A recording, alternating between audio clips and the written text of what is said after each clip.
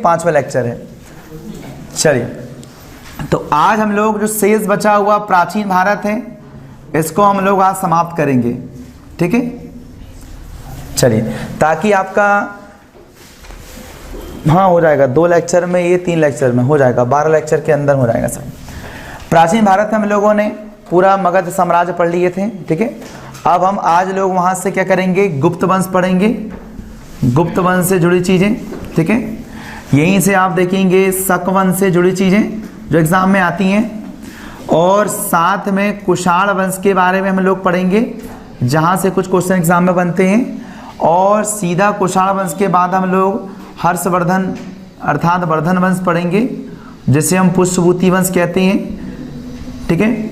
और इसके बाद हम लोग पढ़ेंगे सीधे अरब आक्रमण। देखिए कैसे इसको तैयार करना है। ये वंश छोटे छोटे हैं, अब इनको हम अगर कंप्लीट डिटेल में पढ़ेंगे तो काफ़ी लंबा टाइम लगता है ना, और यहाँ से ज़्यादा क्वेश्चन बनती भी नहीं है। ऐसे क्वेश्चन रहते हैं जो आपको बिल्कुल सामान्य जानकारी जैसे क्वेश्चन रहते हैं जो आपको अगर एक पढ़ा होगा तो बन जाएंगे, इससे कोई दिक्कत नहीं है। तो गुप्त वंश के बारे में अगर हम बात करें तो गुप्त वंश के बारे में काफ़ी मिथ है कि जो गुप्त वंश आया वो उस समय आया था जब हमारे यहाँ पर श्रीगुप्त राज्य करता था। श्रीगुप्त ऐसा माना जाता था ये चालुक्यों का सामंत हुआ करते थे लोग, ठीक है। अलग अलग थ्योरीज हैं इसके बारे में, खैर हम इन थ्योरीज को यहाँ कवर नहीं करेंगे, प्रीलिम्स में कोई काम कर नहीं है, और ख़ास तो हम क्रैश कोर्स कर रहे हैं तो इन बातों पर अपन ज़्यादा जोर नहीं भी डालेंगे, ठीक है। तो यहाँ हम बात करेंगे श्रीगुप्त को इसका संस्थापक राजा मान लिया जाता है। तो इसका श्रीगुप्त कौन होता है, संस्थापक होता है। और इसके बाद क्या होता है, घटोत्कच नाम का व्यक्ति राजा बनता है, लेकिन इनके बारे में प्रॉपर ऐसी जानकारी नहीं मिलती है। कुछ लोगों का ऐसा मानना है कि जो घटोत्कच था वो भीम का बेटा था। इसकी जो कहानियां हैं वो महाभारत में देखने को हमें मिलती हैं, लेकिन कुछ लोगों का विद्वान का कहना था कि इस समय घटोत्कच जो था वो भीम का बेटा नहीं था, ये अलग राजा था। खैर ये डिस्प्यूट है, हम इसमें लेना देना नहीं करेंगे कोई भी, ठीक है। लेकिन सही रूप से देखा जाए तो गुप्त साम्राज्य जो भारत देश में आया वो चंद्रगुप्त प्रथम की देन है। तो आप जानते हैं ये जो चंद्रगुप्त प्रथम था, ठीक है, यहाँ से हम वास्तविक गुप्त वंश की शुरुआत मानते हैं, इसकी हम लोग न्यू मानते हैं। अब चंद्रगुप्त प्रथम के बारे में अगर हम बात करें तो इससे एक भी क्वेश्चन एग्जाम में नहीं आता है, आपको बता दूंगा, कभी नहीं आने वाला है यहाँ से क्वेश्चन, क्योंकि इसमें कोई ज़्यादा खास नहीं हुआ। केवल अगर देखा जाए समुद्रगुप्त ने बस वैवाहिक संबंध के माध्यम से अपना राज्य विस्तार का लक्ष्य किया। आपने देखा होगा इस चंद्रगुप्त प्रथम ने, अगर इसके पूरे जीवन काल में हम पढ़ते हैं तो इसने अपने वैवाहिक संबंधों के माध्यम से ही अपने साम्राज्य का विस्तार किया। खास तौर पे आपने देखा होगा लिच्छवी की राजकुमारी इसने विवाह किया, उसकी वजह भी क्या थी कि लिच्छवी क्षेत्र काफ़ी संपन्न माना जाता था, समृद्ध माना जाता था। और आपने देखा होगा पहले शादी करने में बहुत कुछ मिलता था, आज भी मिलता है, देखा होगा आपने, ठीक है ना। तो विवाह के माध्यम से क्या बताइए अपने ससुराल से उसे काफ़ी संपत्ति और समर्थन मिल जाता है, इसलिए आज से उसने क्या बताइए लिच्छवी की राजकुमारी से विवाह किया। और आपको बता दूं लिच्छवी को उस समय से इतना ज़्यादा गुप्त साम्राज्य के राजाओं ने, शासकों ने इतना ज़्यादा उस पर टैक्स लगाया, एक समय ऐसा हुआ कि इसके बाद समुद्रगुप्त आता है तो मालूम उसको लिच्छवी दोहित्र तक कह दिया गया।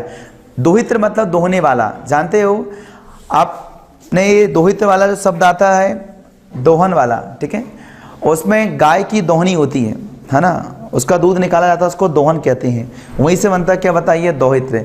सो इस चंद्रगुप्त प्रथम ने, ठीक है, लिच्छवी की राजकुमारी से विवाह किया, और वह लिच्छवी अब कहा जाए तो गुप्त साम्राज्य के अंतर्गत आने लगा था। और यहीं से बाद में जाकर गुप्त काल के राजाओं ने यहाँ पर टैक्स के माध्यम से लिच्छवी को काफ़ी ज़्यादा क्या बताइए लूटा, एक प्रकार से देखा जाए तो बहुत ज़्यादा टैक्स लगाया। इसलिए खैर ज़्यादा कुछ नहीं करना है, कुमार देवी से इसका विवाह हुआ था, ठीक है, ये कोई रानी आनी है, पढ़ना नहीं, तुम्हें कुछ लेना देना है इससे। हाँ, इसके बाद जो शासक आता है वो आता क्या बताइए आपका समुद्रगुप्त, ठीक है। समुद्रगुप्त से क्वेश्चन बहुत बनते हैं। अगर मैं आपको बता दूं गुप्त साम्राज्य में क्वेश्चन बनने की ज़्यादा फ्रिक्वेंसी है, तो आपको बता दूं 2 राजा हैं, एक समुद्रगुप्त हैं और आगे पढ़ाऊंगा चंद्रगुप्त द्वितीय अर्थात चंद्रगुप्त विक्रमादित्य। ये 2 ऐसे शासक हुए हैं जहां से क्वेश्चन काफ़ी बनते हैं। और एक आता आपका क्या कुमारगुप्त, यहाँ से भी काफ़ी क्वेश्चन बनते हैं। जैसे देखिए समुद्रगुप्त चंद्रगुप्त का उत्तराधिकारी हुआ। इसमें अगर हम प्रॉपर देखें तो समुद्रगुप्त ने जो लिच्छवी वाला क्षेत्र था, क्या था, लिच्छवी वाला क्षेत्र था, जो इसका मामा गांव था बोलेंगे इसको, इसकी माँ यहीं की थी, इस पर इतना ज़्यादा टैक्स लगाया, इतना ज़्यादा टैक्स लगाया कि इतिहासकार इसी खास तौर पे कौन, ठीक है, एक शख्स हुए हरिसेन, ठीक है, इसके दरबारी कवि थे।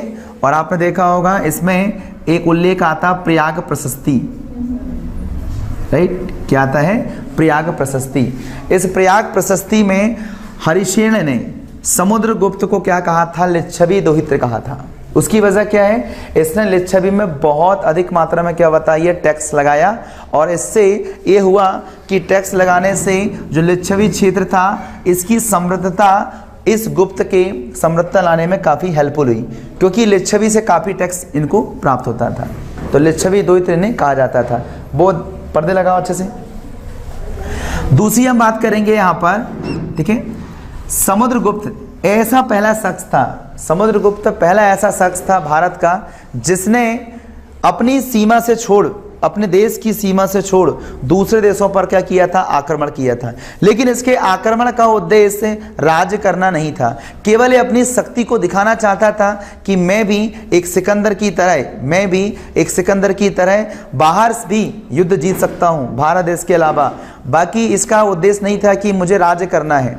इसलिए अगर देखा जाए भारत देश का ये पहला ऐसा शासक था जिसने भारत देश की सीमा को लांघकर विदेश पर आक्रमण किया, ये पहला ऐसा शासक मानते हैं। साथ ही साथ आप जानते हो यहीं से क्वेश्चन का भी डाउट होता है, इसके साथ एक पैरेलल एक राजा आता है जिससे कन्फ्यूजन क्रिएट होता है, वो है राजेंद्र चोल।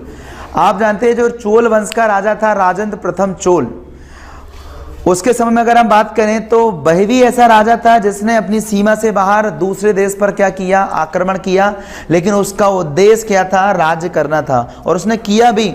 आपने देखा होगा चोल वंश के राजाओं ने अपने क्षेत्र को छोड़कर साथ ही साथ दूसरे देश पर भी आक्रमण किया, जिनमें राजा प्रथम नाम का एक राजा था। उसने श्रीलंका के ऊपरी भाग को जीतकर उसका नाम तक चेंज करवा दिया था, मुंडी चोल मंडलम रख दिया था। बाद में जाकर इसी चोल वंश का राजा राजेंद्र प्रथम चोल था जिसने पूरे संपूर्ण श्रीलंका को जीत लिया था और अपने उनके क्षेत्र पर कब्जा भी किया है।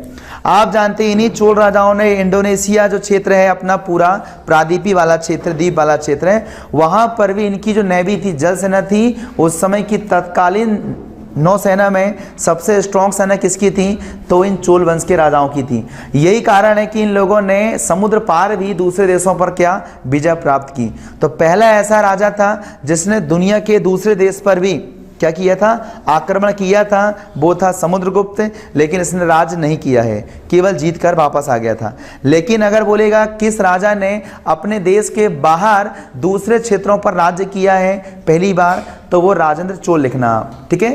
तो वो आपका अलग है, ये वाला सेक्शन अलग है। एक बार समुद्रगुप्त के बारे में अगर हम बात करें तो समुद्रगुप्त के बारे में एक ब्रिटिश इतिहासकार रहे, उनसे काफ़ी क्वेश्चन रिलेवेंट होता है। वहाँ वो कहते हैं कि भारत देश में भी एक नेपोलियन की तरह व्यक्ति पैदा हुआ है और समुद्रगुप्त वो व्यक्ति है। इसलिए उन्होंने क्या किया था, विंसेंट स्मिथ ने इन्हें भारत का नेपोलियन कहा गया था। तो थोड़ा सा ही क्वेश्चन काफ़ी रेलेवेंट करता है, बहुत एग्जाम में आता है, थोड़ा ध्यान रखिएगा। किसने कहा था, विंसेंट स्मिथ जो कि ब्रिटिश इतिहासकार थे। उन्होंने समुद्रगुप्त के संदर्भ में बोला था क्या बोला था उन्हें, भारत का नेपोलियन। बस, ज़्यादा कुछ नहीं आता इससे क्वेश्चन, बिल्कुल परेशान मत होना, ठीक है। हाँ, समुद्रगुप्त के बाद इसके 2 बेटे रहते हैं, एक होता है रामगुप्त जो पूरा नालायक था और दूसरा होता है चंद्रगुप्त, है ना, ये थोड़ा सा लायक था, 2-3, ठीक है ना। तो आप जानते हैं समुद्रगुप्त के बाद इसका उत्तराधिकारी रामगुप्त बनता है, लेकिन रामगुप्त की हरकतों की वजह से इस गुप्त वंश पर काला धब्बा लग जाता है। इसलिए इसके शासनकाल को गुप्त काल का अंधकार युग कहते हैं। भैया अंधेरे में रहो, उजागर मत करो।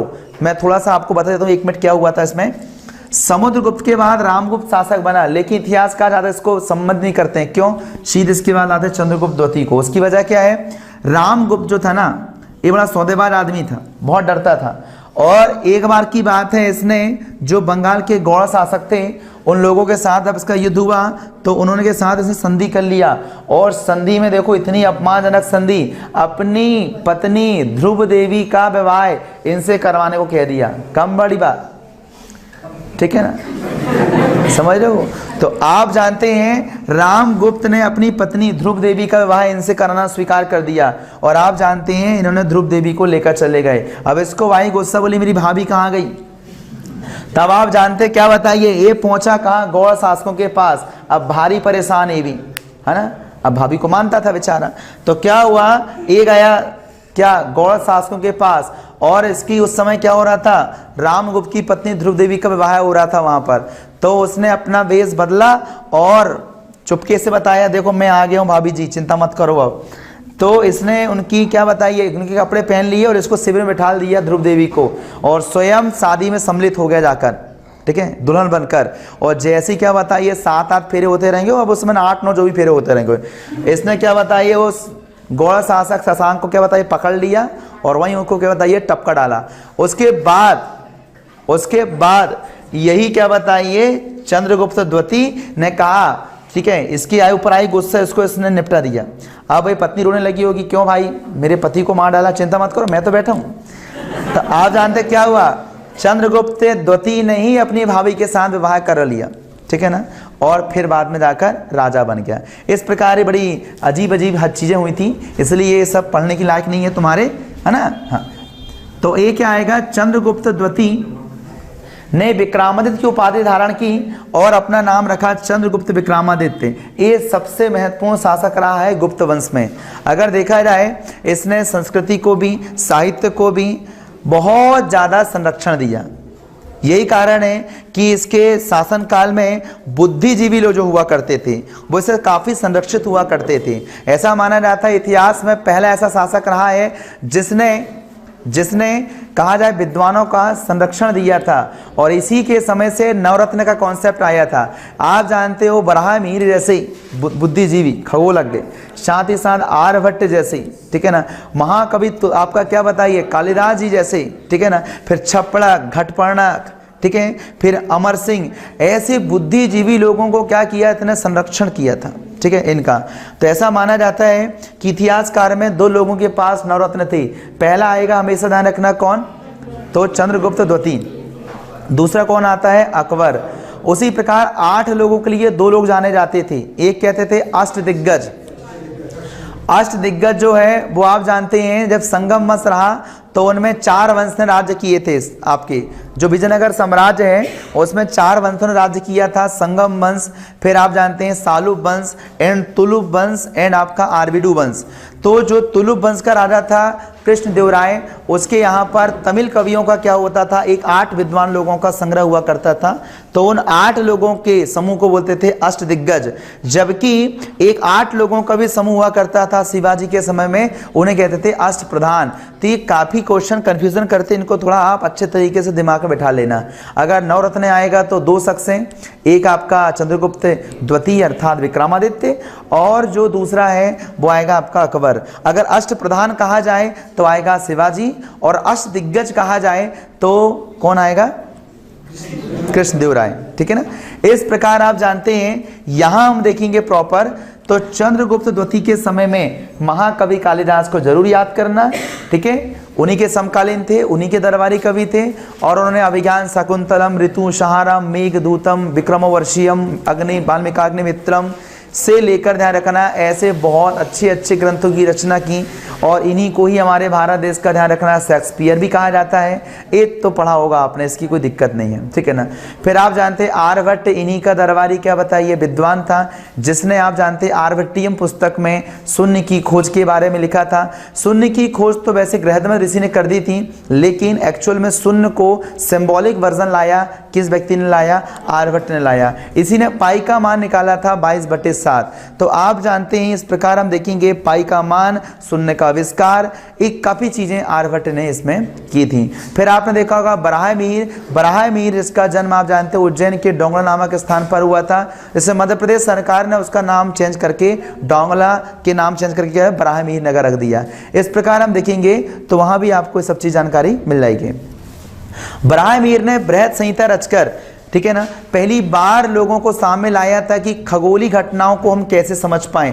तो खगोलीय घटनाओं को अंडरस्टैंड करने के लिए इसने क्या किया था? बृहद संहिता की रचना की थी, जो काफ़ी ज्योतिष की अच्छी पुस्तक मानी जाती है। ठीक है, फिर आप जानते हैं इसी के समय में अमर सिंह यहाँ का क्या बताइए दरबारी व्यक्ति था और वह संस्कृत का प्रसिद्ध विद्वान व्यक्ति था। अमर सिंह ने एक अमरकोश ग्रंथ की रचना की थी और वही अमरकोश को संस्कृत का शब्दकोश कहा जाता है। जैसे हिंदी की डिक्शनरी होती है, इंग्लिश का डिक्शनरी होता है, शब्दकोश होता है, उसी प्रकार संस्कृत का शब्दकोश अमरकोश माना जाता है, जिसके दरबारी व्यक्ति अमर सिंह ने इसकी रचना की थी। घट पर नक छपना घटो एक कोई काम की नहीं है, इनको छोड़ो, आप अलग करो। तो चंद्रगुप्त द्वितीय के बारे में थोड़ा इतना ध्यान रखिएगा। ठीक है, बाकी चंद्रगुप्त द्वितीय से ज्यादा क्वेश्चन पेपर में बनता नहीं है। ठीक है, हम लोग केवल उसी को इंपॉर्टेंस ही दे रहे हैं जो हमें एग्जाम के हिसाब से इंपॉर्टेंट है। ठीक है, बाकी हम लोग कोई सब्जेक्ट कवर नहीं कर रहे हैं, केवल तैयारी कर रहे हैं एग्जाम की। उसके बाद आप, ठीक है ना, चंद्रगुप्त द्वितीय के बाद आप ज्यादा इसको याद मत करिएगा। ठीक है, एक और बात, इसी के समकालीन एक शख्स था, हालांकि इसके दरबार में नहीं रहता था वो, लेकिन इसके समकालीन था। ठीक है ना, वो आश्रम में रहा करता था। ब्रह्मगुप्त का नाम आपने सुना होगा, ब्रह्मगुप्त। ठीक है, तो आप जानते हैं ब्रह्मगुप्त ऐसे विद्वान रहे हैं जिन्होंने आर्यभट्ट, ठीक है ना, आर्यभट्ट के शरीर समकालीन थे, लेकिन इन्होंने न्यूटन ने जो कॉन्सेप्ट बनाया था गुरुत्वाकर्षण का, न्यूटन ने गुरुत्वाकर्षण बल का जो कॉन्सेप्ट बनाया था उसे 1000 साल पहले ही इन्होंने कह दिया था कि पृथ्वी का अपना एक आकर्षण बल है। मतलब पृथ्वी एक ऐसा प्लैनेट है या ऐसा पिंड है जो अपनी और वस्तुओं को आकर्षित करता है। अर्थात यही तो क्या बताइए, न्यूटन ने बाद में जाकर इसका नाम गुरुत्वाकर्षण दिया। तो यही चीजें, यही गुरुत्वाकर्षण जो बल के बारे में कॉन्सेप्ट लाया था सबसे पहले हमारे दुनिया में, भारत में किसने लाया था? ब्रह्मगुप्त ने लाया था। इसी कॉन्सेप्ट को फिजिकल फॉर्म में एंड थ्योरेटिकल फॉर्म में इस रूप किसने लाया था? न्यूटन ने लाया था। तो न्यूटन के पहले ही 1000 साल पहले ब्रह्मगुप्त ने बता दिए थे कि पृथ्वी में अपना गुरुत्वाकर्षण बल है। ठीक है, इस प्रकार आप देखेंगे तो यहाँ पर इन शख्स का नाम भी आ जाता है।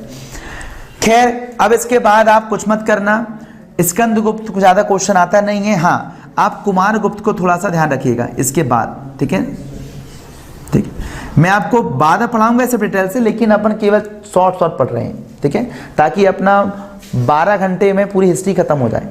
ठीक, ज़्यादा टाइम लगाएंगे। तो कुमारगुप्त जो है, ठीक है, इस कुमारगुप्त के बारे में अगर हम बात करें तो इसमें थोड़ा सा याद रखिएगा, नालंदा विश्वविद्यालय इसी ने बनवाया था। ठीक है, नालंदा विश्वविद्यालय इसी ने बनवाया था। ठीक है, और इसी नालंदा विश्वविद्यालय को बाद में बख्तियार खिलजी ने क्या बताइए इसको जलवा दिया था। क्यों जलवाया था, सब रीजन बाद में पढ़ेंगे जब डिस्कस करें सारी चीज़ों को।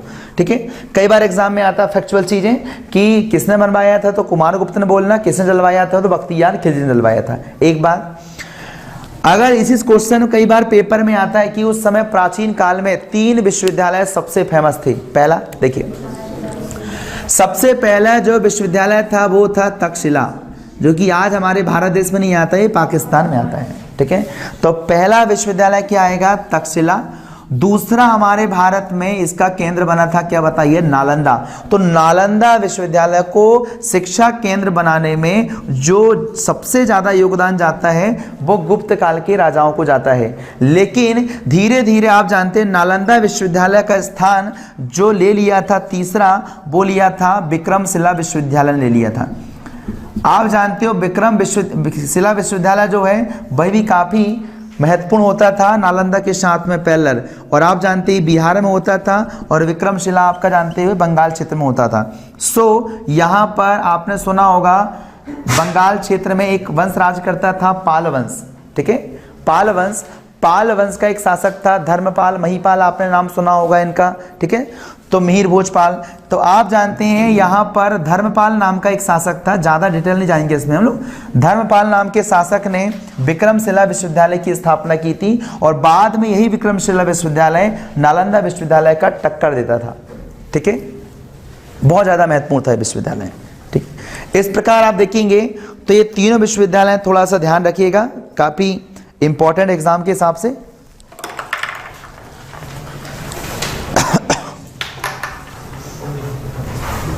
चलिए, यहां से कवर होंगे आपको तीनों, तक्षशिला, नालंदा और आपका विक्रमशिला।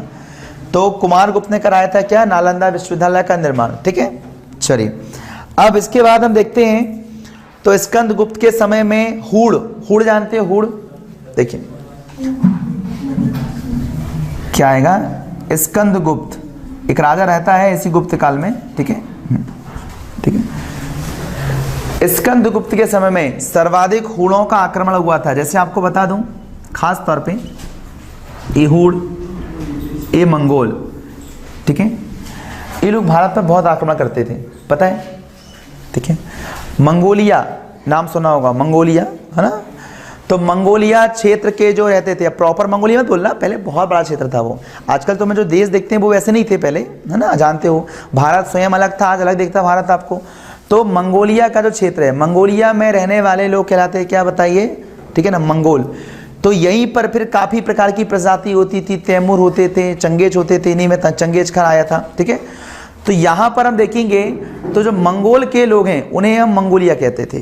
ठीक है ना, मतलब मंगोलिया के लोगों ने क्या कहते थे? मंगोल कहते थे। साथ ही साथ जो मध्य एशिया के इधर वाले भारत से लगे वाले इलाके, खास तौर पर हम देखेंगे कहाँ पर, तो अफगानिस्तान वाले क्षेत्रों से ऊपर हम देखेंगे कजाकिस्तान, किर्गिस्तान, यहाँ के लोगों को, ये भी हमारे भारत पर काफ़ी आक्रमण करते थे, तो इन्हें हुड़ कहा जाता था। क्या कहते थे? हुड़। तो हुड़ों का आक्रमण और मंगोलों का आक्रमण भारत देश में बहुत हुआ है।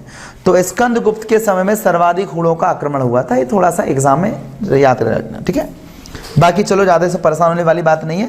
ठीक है, गुप्त वंश में आप इतना कवर कर लेंगे, आपका एग्जाम के हिसाब से तैयारी इसमें हो जाएगी, चिंता करने का आवश्यकता नहीं है। ठीक है, हाँ, अब यहां से कुछ हटकर क्वेश्चन आते हैं। कैसे आते हैं देखिए, चंद्रगुप्त द्वितीय के समय में पहली बार कोई हमारा चीनी विदेशी यात्री इंडिया घूमने आया था, है ना, वो थोड़ा सा आप ध्यान रखिएगा। जैसे आप जानते हैं चंद्रगुप्त द्वितीय के समय में हमारे यहाँ पर यात्रा करने के लिए कौन आया था? फायान।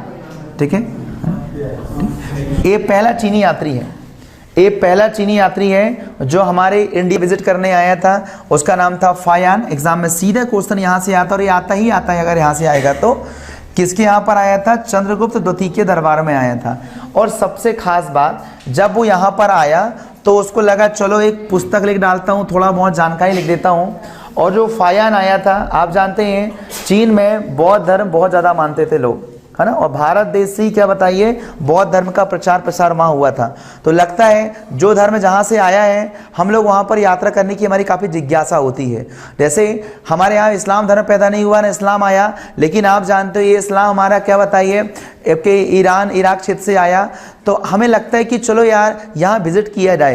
तो आप लोगों ने देखा होगा सऊदी अरबिया जो भी उसका हेडक्वार्टर सारी चीज़ों का, मक्का हुआ, मदीना हुआ, सब आपका सऊदी अरबिया में मिलता है। तो हम लोग सऊदी अरब जाते हैं किसके लिए? हज के लिए। काफ़ी हमारा जुड़ाव होता है उन चीज़ों से।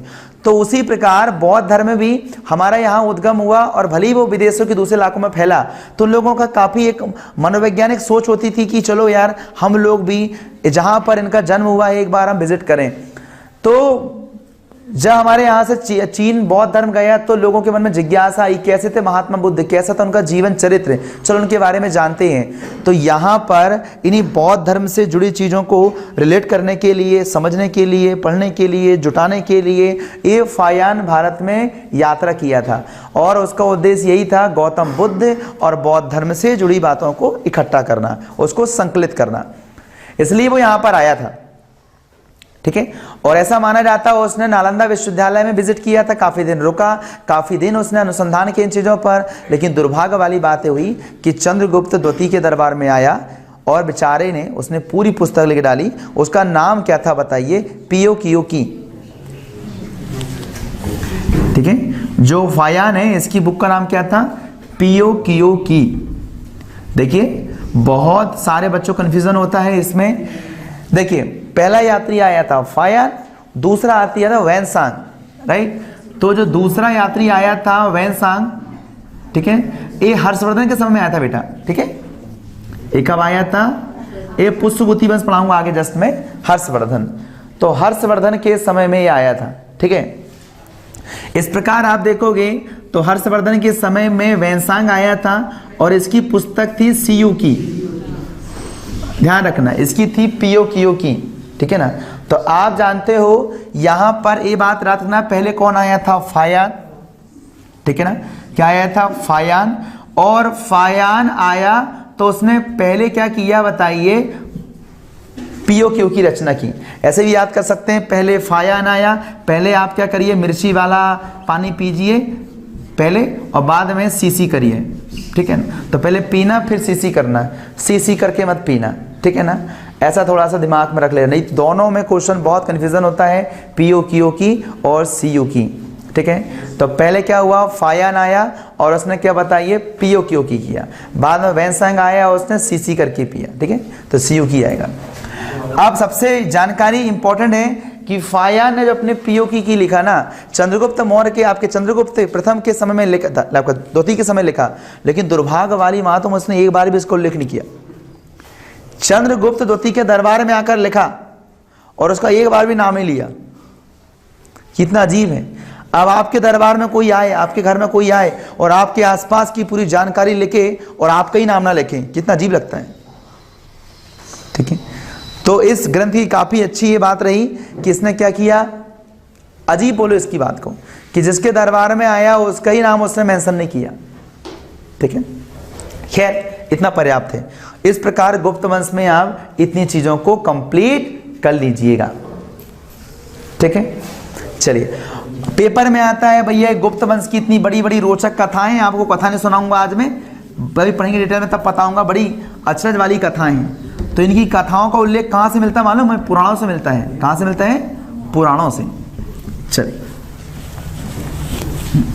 जिनमें वायु पुराण और साथ में मत्स्य पुराण में ज्यादा जानकारी इन लोगों की मिलती है, ठीक है। चलिए, अब हम लोग दूसरे वंश को थोड़ा सा तैयार करते हैं। कैसे तैयार करना है देखिए। शक वंश में तो केवल एक ही क्वेश्चन आप तैयार कर लेना बेटा, ठीक है ना। एक ही क्वेश्चन बस करना, ज्यादा बिल्कुल नहीं करना। शक वंश में आप जानते एक शासक रहा रुद्रदामन, इसको थोड़ा आप याद कर लीजिएगा, ठीक है, बस, है ना। जो शक वंश का राजा था क्या बताइए? रुद्रदामन था, ठीक है। इससे क्वेश्चन कैसे आएगा? आप जानते हैं ये गुजरात के जूनागढ़ क्षेत्र में ये क्या किया था इसने, एक, है ना, खास तौर पे अभी गिर वन जो है, गिरनार वहीं आता है, यहां पर उसने एक अभिलेख लिखवाया था, ठीक है। तो जूनागढ़ अभिलेख रुद्रदामन का ही मिलता है और ऐसा माना जाता है कि पहली बार, अभी तक आप जानते हो जो अशोक था, सम्राट अशोक था, उसने ब्राह्मी, खरोष्ठी और अरमाइक लिपि का इस्तेमाल किया, लेकिन पहली बार संस्कृत का इस्तेमाल इस बंदे ने किया। तो हम देखेंगे ये जो जूनागढ़ अभिलेख है ये भारत देश का पहला संस्कृत का अभिलेख है। और किसने करवाया इसको? तो रुद्रदामन ने कराया। बस थोड़ा सा इतना ध्यान रखना, ज्यादा कुछ नहीं करना, ठीक है। चलिए, अब एक कुषाण वंश में आप क्या तैयार करिएगा? कुषाण वंश, ठीक है। इसमें आप वैसे तो राजा रहे हैं भीम कटफिसस, कुजुल कटफिसस। तो कुजुल कटफिसस इसका संस्थापक सदस्य मानते हैं। भीम कटफिसस जो भगवान शिव का परम भक्त था, इतना बड़ा भक्त था, इसकी जानकारी ऐसी मिलती है कि जब ये राजा था तब इसने भगवान शिव से इतना प्यार करता था, इतना चाहता था भगवान शिव को, कि उसने अपने सिक्कों पर भगवान शिव को उतार दिया। और उसको मन लगा, बोले नंदी नाराज हो रहा तो चल नंदी तू भी आ जा। बाद में कहा त्रिशूल तू भी नाराज, त्रिशूल भी आ जा। मतलब अपने सिक्कों पर भगवान शिव को, उनके नंदी को, उनके त्रिशूल को भी बना दिया। अगर जगह होती तो डमरू भी बना देता। मतलब कहा जाए इतनी ज्यादा उसने अनन्य भक्ति दिखाई भगवान शिव के प्रति। भगवान शिव का परम भक्त था भीम कटफिसस, राइट। तो आप जानते हैं इन्हीं के वंशज में बाद में कौन आता है? कनिष्क आता है। तो कनिष्क को आप तैयार कर लीजिएगा, किसके लिए? कुषाण वंश के लिए, ठीक है। तो आप जानते हैं कुषाण वंश का सबसे महत्वपूर्ण राजा है, इसके बारे में आप कनिष्क को अच्छे से ध्यान रखना, ठीक है। और कनिष्क जिसने अपना राज्याभिषेक क्या बताइए 78 AD में कराया और यहीं से उसने क्या चलाया था, शक संवत चलाया था। इसका थोड़ा आप ध्यान रखिएगा, ठीक है। साथ ही साथ आप जानते हैं इसने चौथी बौद्ध संगीति का आयोजन कराया था, राइट, और स्वयं में बौद्धिस्ट था और ये ऐसा शख्स था जिसने महायान शाखा, राइट, बौद्ध धर्म की 3 शाखा, हीनयान शाखा, महायान शाखा एंड वज्रयान शाखा, ये ऐसा शख्स था जिसने क्या किया था, महायान शाखा को अपना क्या बताइए राजधर्म घोषित किया था। क्वेश्चन आता है एग्जाम में कि किस शासक ने बौद्ध धर्म की महायान शाखा को अपना राजधर्म घोषित किया था, तो याद रखना किसको, तो कनिष्क ने। साथ ही साथ कनिष्क ने और 34 कहाँ कराया था संगीति, कुंडलवन कश्मीर, ठीक है ना। जब कश्मीर गया तो इसने एक प्यारा सा शहर बसाया, ठीक है ना, कनिष्कपुर, ठीक है। और इसी के बेस पर जो काम सम्राट अशोक ने जम्मू कश्मीर में कराया था, श्रीनगर बसाकर, जानते हैं श्रीनगर उसी ने बसाया था, उसी प्रकार इसने कनिष्कपुर बसाया था। इसे द्वितीय अशोक भी कहा जाता है, ठीक है, कनिष्क को द्वितीय अशोक भी कहा जाता है, ठीक है। साथ ही साथ आप देखेंगे तो यहाँ पर कश्मीर के इतिहास के बारे में जानकारी वहाँ पर एक बुक से मिलती है, काफ़ी रोचक जानकारी है। उसका नाम है क्या बताइए, राजतरंगिणी, जिसके लेखक कौन है बताइए, कल्हड़। तो ये थोड़ा सा आप जीके में तो पढ़ लेंगे उसको, ठीक है। तो जुड़ी चीज़ें जो भी एग्जाम में आ रही है मैं आपको साथ में पुट करते चल रहा हूँ ताकि आप उसको एक बार सुन लोगे तो आपके दिमाग में रहेगा वो, ठीक है। चलिए, तो ये आप यहाँ से तैयार कर लीजिएगा इसको, ठीक है। और कनिष्क की सबसे इंपॉर्टेंट बात, इसने बौद्ध धर्म की दीक्षा किससे ली थी भैया, अश्वघोष, अर्थात अश्वघोष इसका क्या बताइए गुरु था। और इसी अश्वघोष ने काफी अच्छे अच्छे ग्रंथों की रचना की, जिसमें खास तौर पे बुद्ध चरित्र। इस प्रकार हमारे तुलसीदास जी ने रामचरितमानस से राम जी के चरित्र का बखान किया है, उसी प्रकार इन्होंने बुद्ध चरित्र में भगवान बुद्ध के चरित्र का उल्लेख किया है। इसलिए अश्वघोष को बौद्धों का तुलसीदास कहते हैं। क्या बोलते हैं, बौद्धों का तुलसीदास कहते हैं। और बुद्ध चरित्र जो है उसे बौद्धों का रामचरितमानस भी कहा जाता है। ये थोड़ा आप ध्यान रखिएगा, ठीक है। चलिए, अब खैर इतना ठीक है। यहाँ पर आप इन्हीं के समकालीन आप देखेंगे, यहाँ पर इनका एक जानते हो चरक महाराज, क्या था बताइए, चरक संहिता। आप जानते हैं चिकित्सा शास्त्र की ये बहुत फेमस पुस्तक, ठीक है, चरक संहिता, है ना। और आप जानते हैं मेडिकल साइंस यहीं से पैदा होता है बेटा, ठीक है ना, मेडिकल साइंस यहीं से पैदा होता है, चरक संहिता से। और साथ ही साथ इन्हीं के समय में एक महान आत्माएं थी, नागार्जुन, ठीक है ना। नागार्जुन को पहली बार जब पारा देखा, मरकरी देखा, उसने सुन रखा था कि जब अमृत बनेगा तो अमृत बड़ा तेजस्वी होता है, बहुत चमकीला होता है, प्रभामय होता है। उसने पारा को देखा, उसको लगा यही अमृत है, इसी से कुछ बनेगा। तो उसने क्या कहा था कि मैं मरकरी अर्थात पारा से अमृत बना दूंगा। तो दावा तो पेश कर दिया लेकिन अभी तक नहीं बन पाया, ठीक है ना। मतलब लोग दावा पेश करके भी इतने महान बन सकते हैं, तो आप भी दावा कर लेने का तो कोई, ठीक है। तो आप जानते हैं इसी शख्स ने क्या किया था, मरकरी अर्थात पारे से अमृत बनाने का दावा किया था, ठीक है। खैर दावा के लिए किया था और ये बहुत अच्छे काम किया था, इसलिए दावा उसका मान लिया गया। नहीं तो तुम बोलोगे मैं अमृत बना लूंगा, मानेंगे तुम्हारी बात? नहीं मानेंगे। इसे साथ ही साथ आप जानते हो भारत का आइंस्टीन कहते हैं भैया, इसको क्या बोलते हैं, भारत का आइंस्टीन। चरक को नहीं बोलते रे, इधर ये लो, टॉपिक चल रहा है ना नागार्जुन। तो नागार्जुन को क्या बोलते हैं बताइए, भारत का आइंस्टीन। चलो ये थोड़ा से क्वेश्चन कवर कर लेना यहाँ से कनिष्क के बारे में, ठीक है, इतना ठीक है। अब देखिए बेटा, ठीक है, अब इसके बाद हम देखेंगे इसी में, ठीक है। और ऐसा माना जाता है कुषाण वंश अपने यहाँ के नहीं थे बेटा ना, ये चीन में एक जाति थी उसका नाम यूची। खैर इतना नहीं आएगा, इसमें नहीं आएगा। तो यूची जाति थी, बड़ी घुमक्कड़ थी, बर्बर थी, वो हमारे यहाँ पर आकर बस गए। आप अनुमान लगाओ कुषाण वंश के शासक जो प्रारंभिक शासक थे इतने बर्बर और असभ्य थे, जिनको बात करने का तरीका नहीं था, जिनको बात करने का तरीका नहीं था, वो भारत देश में राज्य करने लगे, राजा बन गए, ठीक है ना।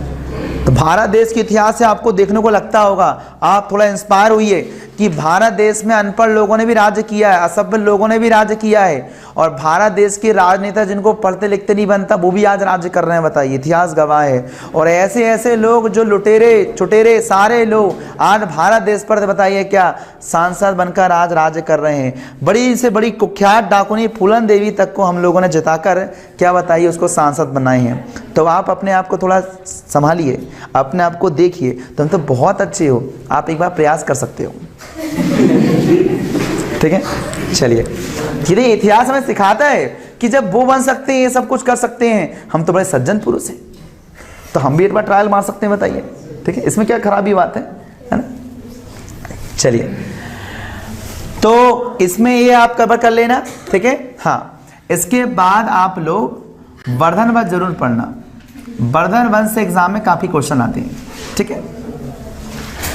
कैसे तैयार करोगे? अब देखो यार, आपको बता दूं, जब भी अपन क्रैश कोर्स करते तैयार करते ना, मालूम है, उसको केवल जहां जहां से क्वेश्चन बनते हैं उनको फीलिंग के साथ पढ़ते हैं, ताकि हमें एक रियलाइज हो जाए और क्वेश्चन बन जाए। बस अभी सीधा आप ये चीज पढ़ोगे ना तो आपको याद नहीं होगी, सब मिक्स हो जाएगा।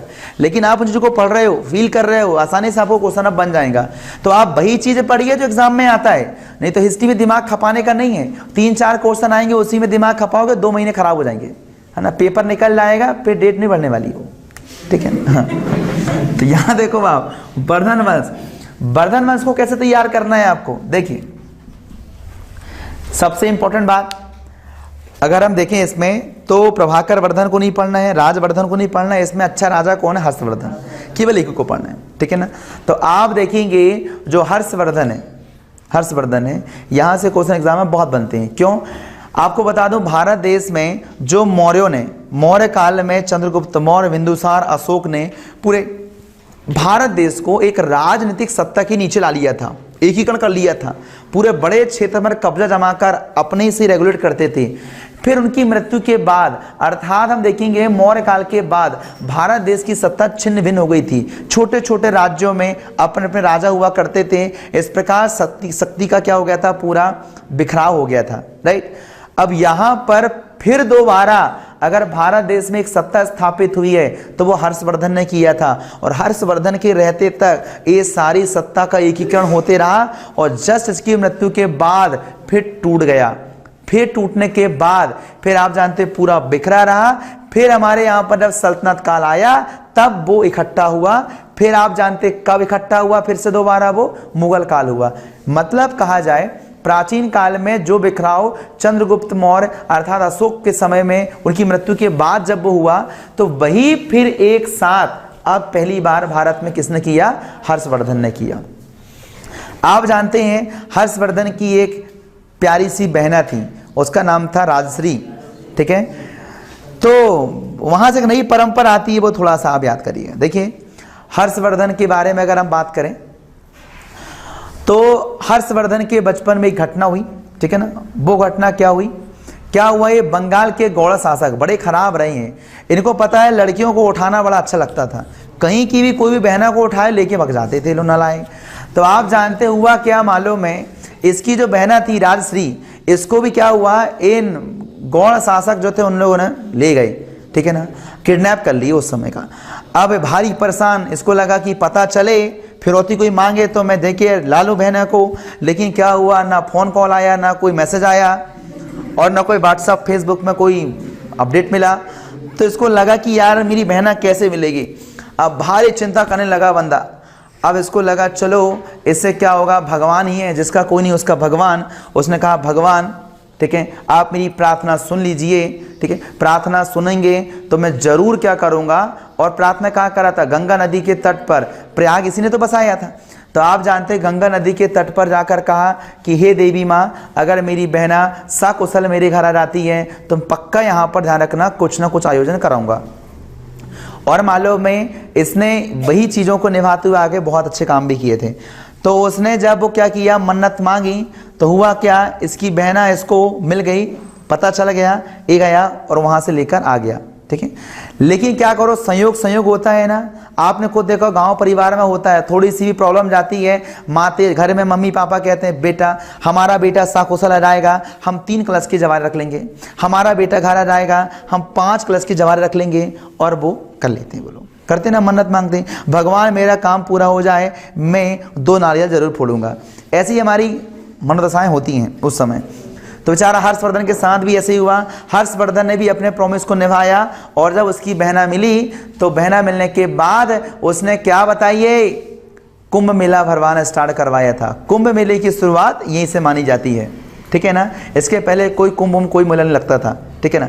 तो हर्षवर्धन के शासनकाल से ही हमारे भारत देश में एक कुंभ मेले का शुभारंभ किया गया, और कहाँ किया गया था, प्रयाग में, ठीक है ना। इसी प्रयाग का नाम बाद में जाकर अकबर ने इलाहाबाद रखा था, ठीक है, ये वही प्रयाग है।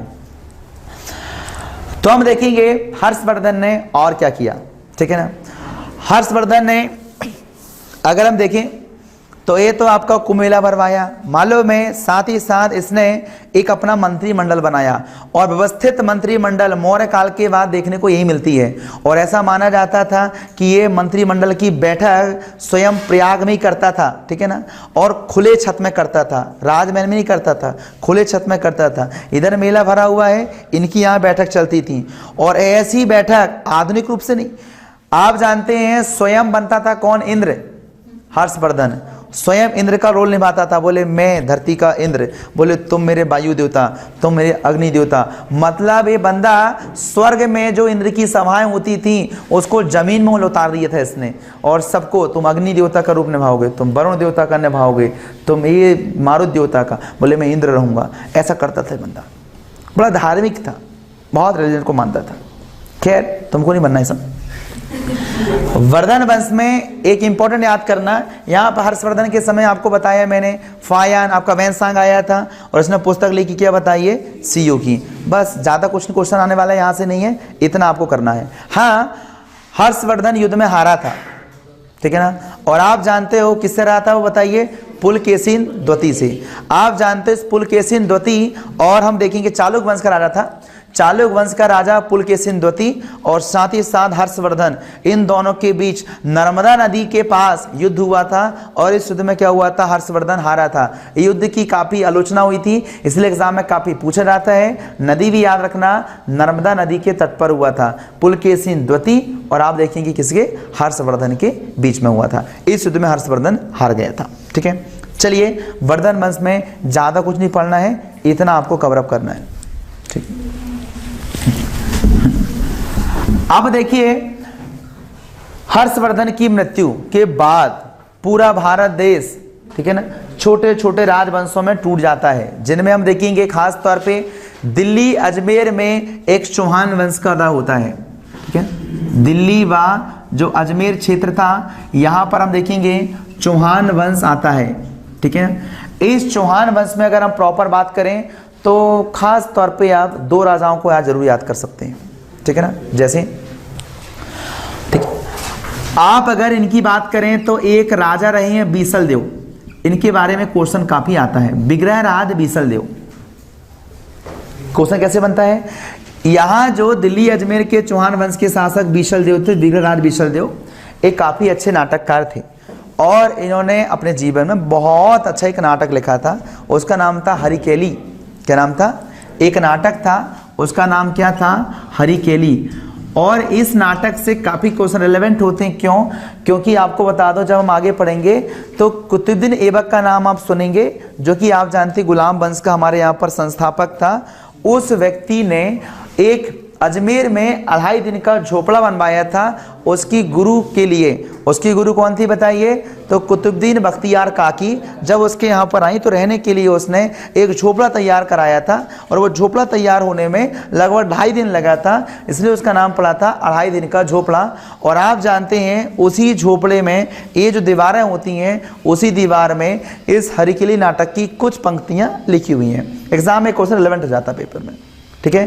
तो हरिकेली नाटक बहुत इंपॉर्टेंट है, ठीक है ना। किसने लिखा, विग्रहराज बीसल देव का नाटक है, और वंश भी रिलेटेड करना कि चौहान वंश का राजा था, राइट। खैर इसका नहीं आएगा। हाँ, आप इंपॉर्टेंट है क्या बताइए, पृथ्वीराज तृतीय, एक्चुअल में पृथ्वीराज तृतीय है जिसने राय पिथौरा की उपाधि धारण की। ये राय पिथौरा जनजातियों का भगवान होता है और आज भी हमारी भील जनजाति इस भगवान को मानती है। राय पिथौरा के चित्रों को बहुत ज़्यादा मानती है, ठीक है। तो राय पिथौरा की उपाधि धारण की, उपाधि याद रख लीजिएगा। और यही पृथ्वीराज तृतीय पृथ्वीराज चौहान के नाम से हमारे इतिहास में जाना जाता है। पृथ्वीराज चौहान का खास तौर पे हम लोग कुछ युद्धों को याद रखिएगा। पहली बात, जैसे आप देखेंगे इसका जो युद्ध हुआ था तो परमार वंश, ठीक है ना, परमार ना बोले उसको, चंदेल वंश। चंदेल वंश का जो राजा था परिमार्दी देव, राजा परिमल। चंदेल वंश का जो राजा था वो राजा परिमार्दी देव या राजा परिमल, इसके साथ इसका युद्ध हुआ था। और ऐसा माना जाता है कि जो परिमार्दी देव था उसके ही सेनापति आला और उदल थे। नाम सुना होगा, बहुत फेमस, बहुत ज़्यादा ताकतवर थे। तो आला उदल वाली सेना को इसी पृथ्वीराज चौहान ने हराया था और आला उदल इसी युद्ध के समय में वीरगति को प्राप्त हुए थे। तो भारत के युद्ध हुआ। साथ ही साथ हम देखेंगे इसने अगर सबसे ज़्यादा युद्ध किया वो किस साथ किया बताइए, तो मोहम्मद गौरी के साथ किया। आप जानते हो भारत में जब मोहम्मद गौरी आया था, बताऊंगा अलग से मैं, मोहम्मद गौरी आया था तो मोहम्मद गौरी और पृथ्वीराज चौहान के बीच में 2 युद्ध हुआ था। दिल्ली के पास एक मैदान है तराइन का मैदान, तो आप जानते हैं तराइन का पहला युद्ध 1191 में इसी मोहम्मद गौरी और पृथ्वीराज चौहान के बीच हुआ था। इस युद्ध को थोड़ा ध्यान रखना, प्रीलिम्स का सब इंपॉर्टेंट है। तो पृथ्वीराज चौहान इस युद्ध में क्या हो गया था, जीत गया था। 1 साल बाद ही क्या बताइए, जयचंद का समर्थन लेकर मोहम्मद गौरी ने फिर से आक्रमण किया और आक्रमण करने के बाद हम देखेंगे तो दोबारा जब तराइन का दूसरा युद्ध हुआ तो इसमें पृथ्वीराज चौहान हार गया था।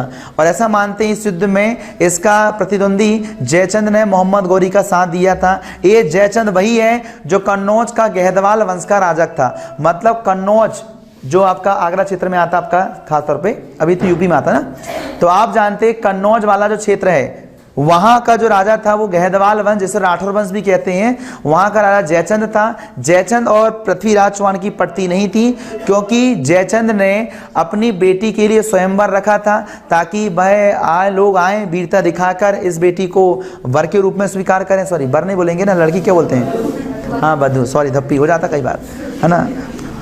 तो आप जानते क्या आएगा, बधू के रूप में स्वीकार करें। तो यहाँ पर स्वयंवर था। अब इतना महान राजा सबको बुलाए, अब तुम भी महान राजा, तुम भी महान राजा, तुम भी राजा, भले ही तुम्हारा इंटरेस्ट ना हो संयोगिता पर, उसकी लड़की पर, लेकिन आपको बुलाना जरूरी है।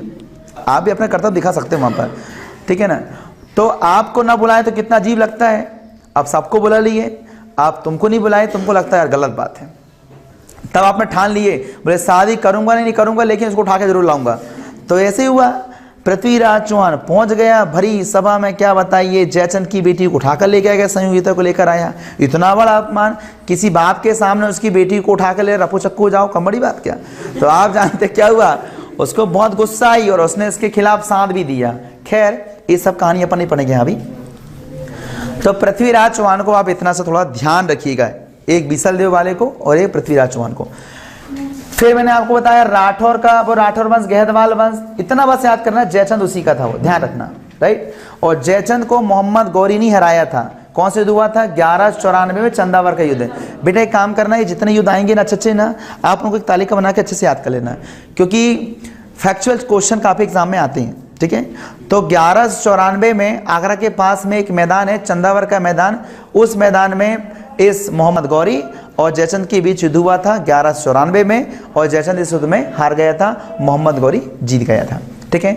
तो कहने का सीधा मतलब है उत्तर भारत के राजवंश अलग आते हैं। फिर आप जानते हैं, देखिए देखो, खास तौर पे एक क्षेत्र रहा है, नाम सुना होगा आपने, कन्नौज, बहुत समृद्ध क्षेत्र था, ठीक है ना। कन्नौज से आप थोड़ा ध्यान रखिएगा कि कन्नौज उस समय इतना समृद्ध क्षेत्र था कि लोग उसको राजधानी बनाने के लिए उतारू होते थे कि हमारा कैपिटल बनना चाहिए। इसलिए उस कन्नौज को लेकर प्राचीन काल में एक कन्फ्लिक्ट होता है। वो क्या होता है, 3 राजवंश थे।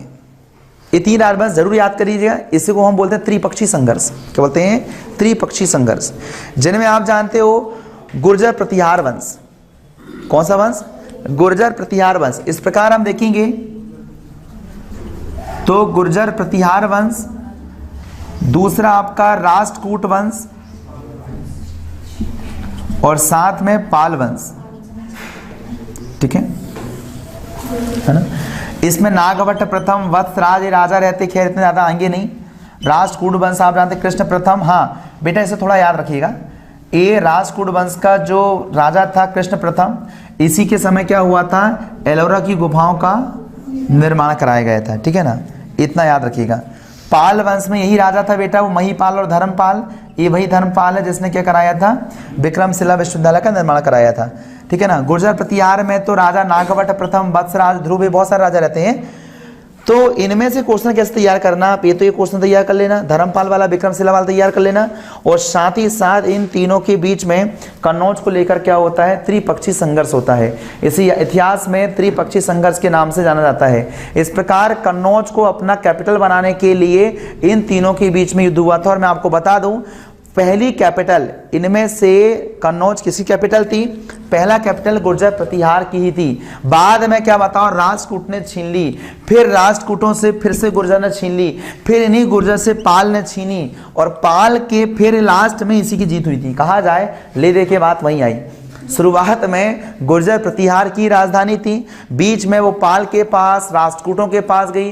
राष्ट्रकूटों की एक्चुअल राजधानी दंती दुर्ग थी, जिसे मान्यखेत के नाम से जानते थे, उनकी वो राजधानी थी, ठीक है ना। लेकिन क्या करो, सबको अच्छी राजधानी चाहिए। तो यहां पर कन्नौज को लेकर इन तीनों शक्तियों के बीच में लगभग 300 वर्षों तक त्रिपक्षीय संघर्ष हुआ। अंततः किसकी जीत हुई बेटा, किसकी हुई, गुर्जर प्रतिहार। शुरुआत में भी कौन था, गुर्जर प्रतिहार, बाद में भी कौन रहा, गुर्जर प्रतिहार। बस ज्यादा कुछ नहीं करना, इतना बस याद रखना किनके बीच हुआ, तीनों वंश को याद रख लेना, ठीक है ना। अंत में किसकी विजय हुई, तो बस। बाकी इतने सारे राजा महाराजा हैं, है ना, कौन कौन इनको याद करेगा, और खास तौर पे पेपर पास में हो तो याद भी नहीं होते हो, है ना। चलो, तो ये आप याद कर लीजिएगा। चलिए अब हम लोग फिर से वापस आते हैं। लिखो अरब आक्रमण, है ना। अरब आक्रमण से भी आप क्वेश्चन तैयार करेंगे, ठीक है।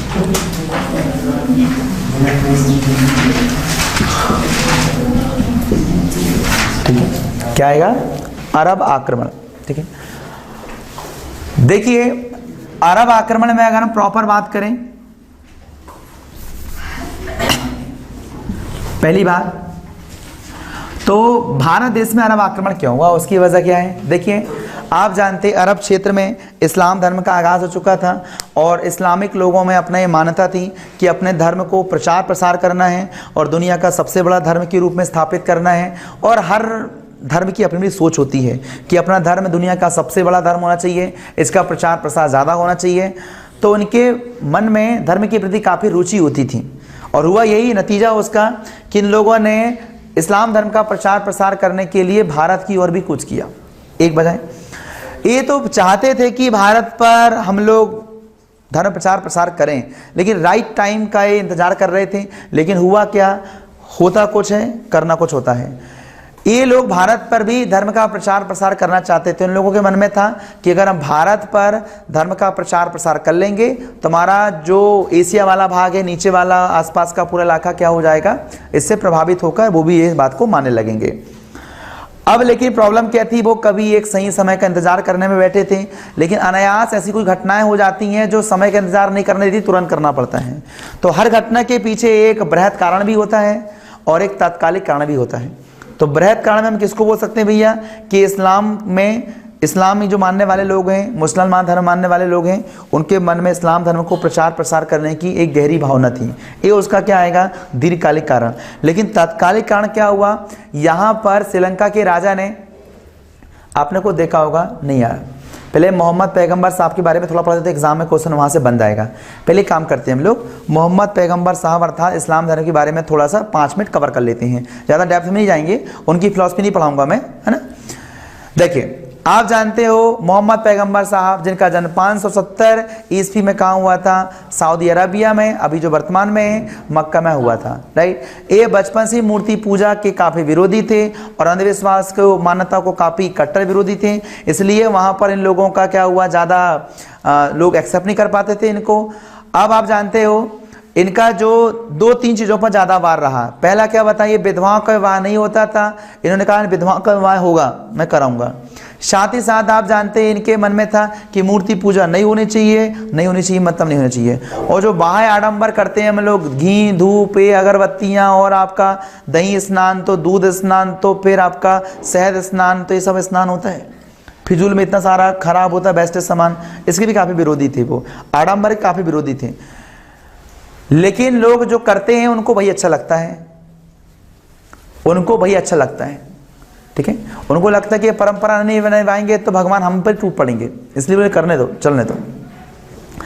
तो यहाँ पर इसके जब विरोध करने लगे, मूर्ति पूजा का विरोध करने लगे, ये जाते और मूर्ति को उठा के फेंक देते। गांव वाले भारी परेशान, बोले हमारी मूर्ति कहाँ गई, देखिए तो पड़ी पड़ी है। फिर उठा के लेके आए, फिर दूसरे दिन फिर उठाए, फिर फेंक दिए।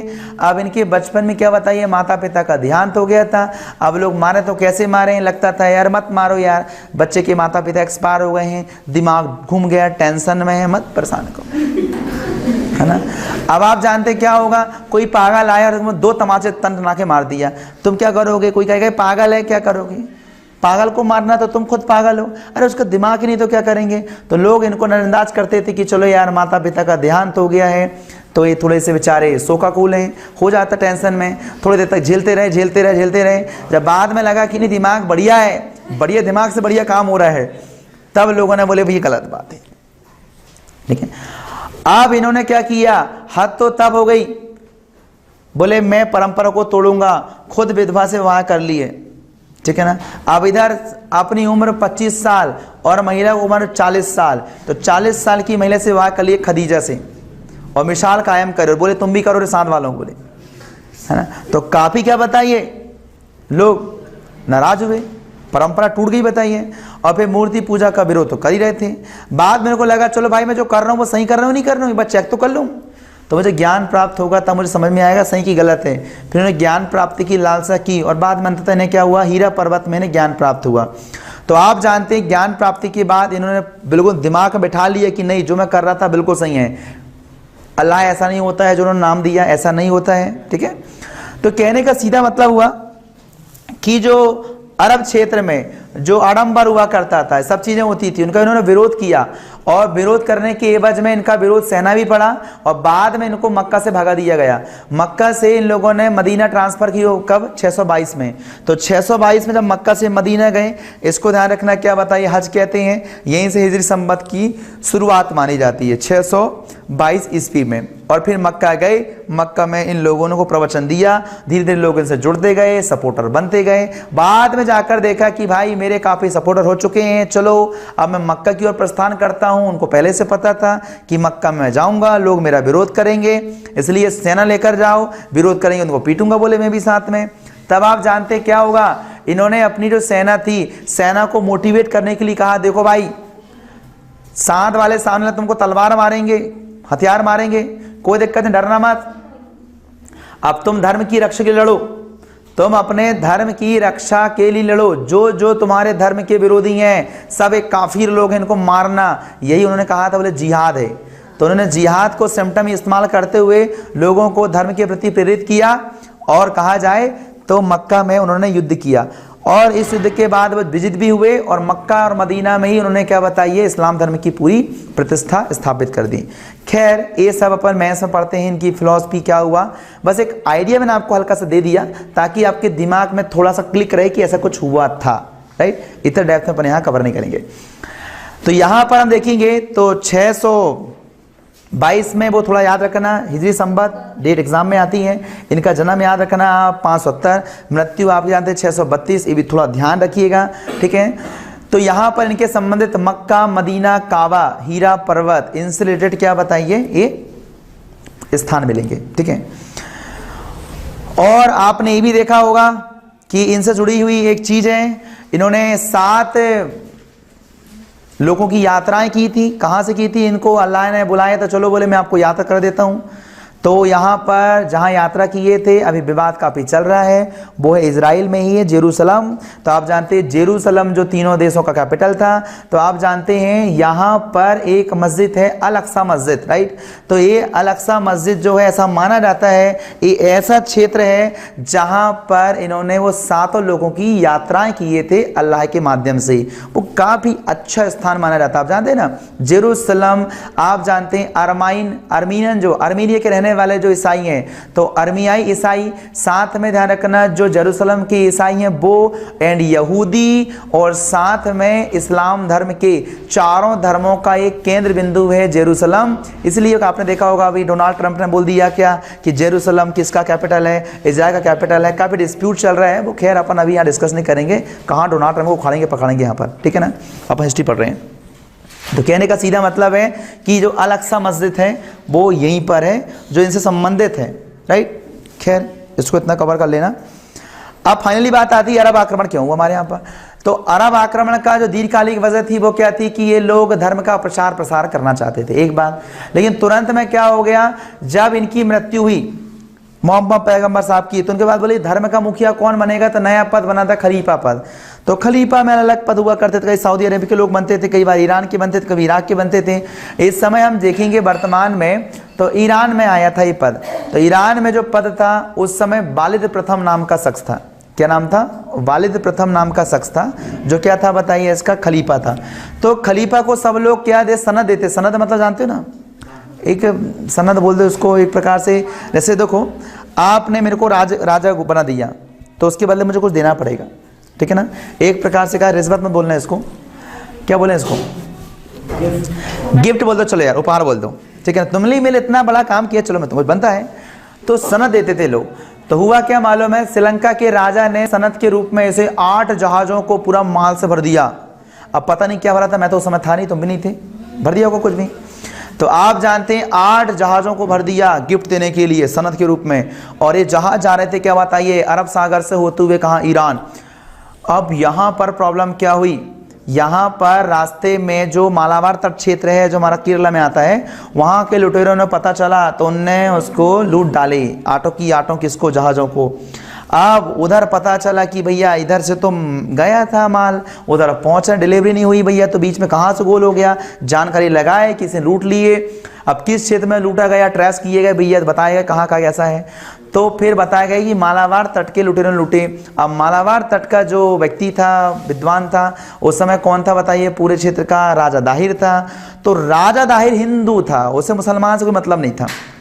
लेकिन उधर से आदेश आया वालिद प्रथम का, तुम्हारे एरिया में बोले चोरी हुई, लूटपाट हुई, हमारा सामान लूट गया। बोले तो बोले तुम भी लूट जाओ, हमें क्या करना बोले इससे। तो कहने का मतलब बोले इनको सजा दो आप। तो सजा बोले मैं नहीं देता। तब इसको सजा देने के लिए वहां से उनने क्या बताइए, सेना पहुंचाई, ठीक है ना। तो सेना किसने पहुंचाई, इसका सूबेदार था हज्जाज ने एक सेना की टुकड़ी पहुंचाई। और वो टुकड़ी को क्या हुआ, दाही ने एक झटके मारा दिया। तब इनको और गुस्सा आई, बोले रुको। हज्जाज कहता बोले मैं ही जाता हूँ। बोले चाचू तुम मत जाओ। मोहम्मद बिन कासिम कहता है बोले चाचू मैं जाता हूँ। तब इसी हज्जाज का भतीजा कौन था, मोहम्मद बिन कासिम। यही मोहम्मद बिन कासिम आया था कहाँ, भारत। और भारत पर इसने आक्रमण किया। यहीं से अरब आक्रमण की शुरुआत मानी जाती है, ठीक है। तो आप जानते हैं अरब आक्रमण जो हारने वाला था वो 711 में हुआ था, निपट के चल गए वो लोग। 712 में कौन आया था, मोहम्मद बिन कासिम। तो भारत में जब अरब आक्रमण हुआ तो उसका लीडर कौन था, मोहम्मद बिन कासिम। मोहम्मद बिन कासिम ने क्या किया, भारत पर आक्रमण किया। और आक्रमण कहाँ किया, आप जानते राजा दाहिर का एक किला था, उसका नाम था रावर का किला। ये थोड़ा ध्यान रखिएगा बेटा, ये बात याद रखिएगा, दाहिर को आप जरूर याद करिएगा, दाहिर, ठीक है, क्योंकि हिंदू राजा था जब हमारे यहाँ पर अरब आक्रमण हुआ था। और साथ ही साथ आप ध्यान रखना इसकी पत्नी को भी आप याद रखिएगा, पानी बाई, है ना, हाँ, ठीक है। तो आप जानते हैं इनका जो किला था वो रावर का किला था। मोहम्मद बिन कासिम ने रावर के किले पर क्या किया, आक्रमण किया। और आक्रमण करने के बाद रावण के किले को जीतने लगा, तब इसने क्या हुआ, राजा दाहिर को तो हरा दिया, लेकिन आप जानते हो पानी बाई ने अपनी राजपूत महिलाओं को इकट्ठा किया, बोले लड़ो। तब आप जानते क्या हुआ, मोहम्मद बिन कासिम के साथ पानी बाई भी लड़ी। जब इनको लगा कि भाई अपन हार जाएंगे, तब क्या बताइए, एक क्या जौहर कर ली। जानते जौहर कुंड होता राजपूतों में, जब हारने लगते हैं तो बोले कूद जाओ, ठीक, आग में कूद जाओ, ठीक है ना। और ऐसा आग का कुंड कि कूद गए तो मरोगे, नहीं तो क्या होता, आदमी जोश में कूद जाता है, पैर चलेंगे भागोगे बाहर तो नहीं, अब भागने का कोई चांस नहीं, गड्ढा होता था, कूद गए, अब चिल्लाते हो बिलखते रहो, मरना पड़ेगा अब तुमको, ठीक है। तो इन्होंने क्या बताइए, जौहर कर ली थी। तो खैर ये सब आपको नहीं पढ़ना है, हाँ इतना जरूर याद करना, इनकी दो प्यारी प्यारी बेटियां थी, एक का नाम था सूर्या देवी और एक का नाम था क्या, परिमल देवी। तो आप जानते हैं सूर्या देवी और परिमल देवी को इन लोगों ने कैद कर लिए और कहे बोले जाओ इनको क्या बताइए हज्जाज के पास भेजो हरम के लिए। ये पता नहीं क्या होता, मैं तो जानता नहीं, ठीक है। तो हरम के लिए जाओ भेजो बोले, ठीक है ना। सूर्या देवी और परिमल देवी, इनको दोनों को कहाँ बताइए, हरम के लिए भेजा गया, कहाँ पर, हज्जाज के यहाँ पर। तो इनको लगा कि यार अपना तो ज़िंदगी ख़राब हो ही गई, अपने मम्मी पापा तो चले गए हैं, अपन भी क्या करेंगे अकेले रह के, लेकिन जिसने अपने मम्मी पापा को निपटाया पहले अपन उसको निपटाएंगे। तब दोनों ने ठान ली और हज्जाज के पास गई। तो हज्जाज कहता है हरम के लिए तैयार हो जाओ। बोले क्या तैयार हो जाओ महाराज, पहले हमारी इज्जत बर्बाद कर दी गई। बोले किसने किया, तो बोले तुम्हारा जो गैम्बलर आदमी है। बोले कौन, मोहम्मद बिन कासिम ने किया। क्या बात कर रहे हैं, बोले अरे हाँ। तब बोले बुलाओ उसको। तब आप जानते हो इसको बुलाए क्या, मोहम्मद बिन कासिम को। और बुलाने के बाद क्यों रे नालायक क्या किया, बोले नहीं महाराज, इनने बोले नहीं किया।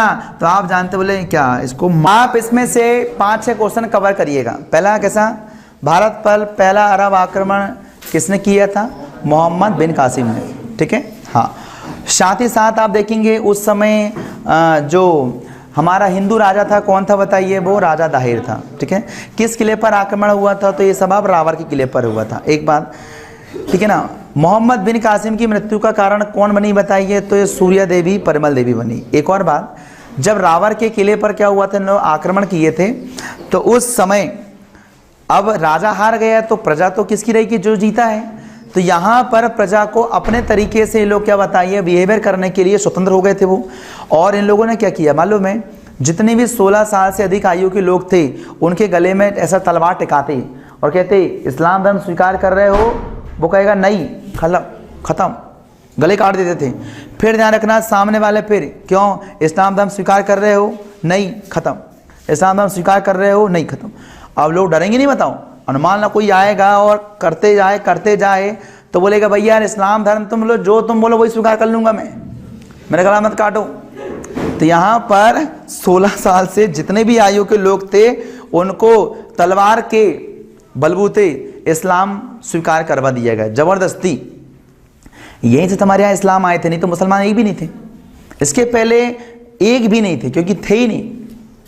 यहाँ से इस्लाम धर्म आता है हमारे भारत देश में, और इस्लाम धर्म गलत तरीके से भारत देश में आया है, अच्छे प्यार से आता, उसका मोस्ट वेलकम होता, हार माला चढ़ा के होता सब, लेकिन हुआ क्या, गलत तरीके से आया है ना, रक्तपात होके आया है ना। हाँ ठीक है, धर्म का प्रचार प्रसार आप करो, लेकिन एक मैनर अच्छा होना चाहिए उसका, है ना। तो हम देखेंगे इस्लाम धर्म हमारे यहाँ पर आया। अब यहाँ पर जबरदस्ती इस्लाम धर्म का आप जानते हैं प्रचार प्रसार करना हो तो आपको फंडिंग चाहिए, पैसे चाहिए। तो इस्लाम धर्म को जो मानता है वो भी फंडिंग करता है, जो इस्लाम धर्म को नहीं मानता उसे जबरदस्ती फंडिंग कराते हैं लोग, वो रास्ता आज भी चलता है उनका।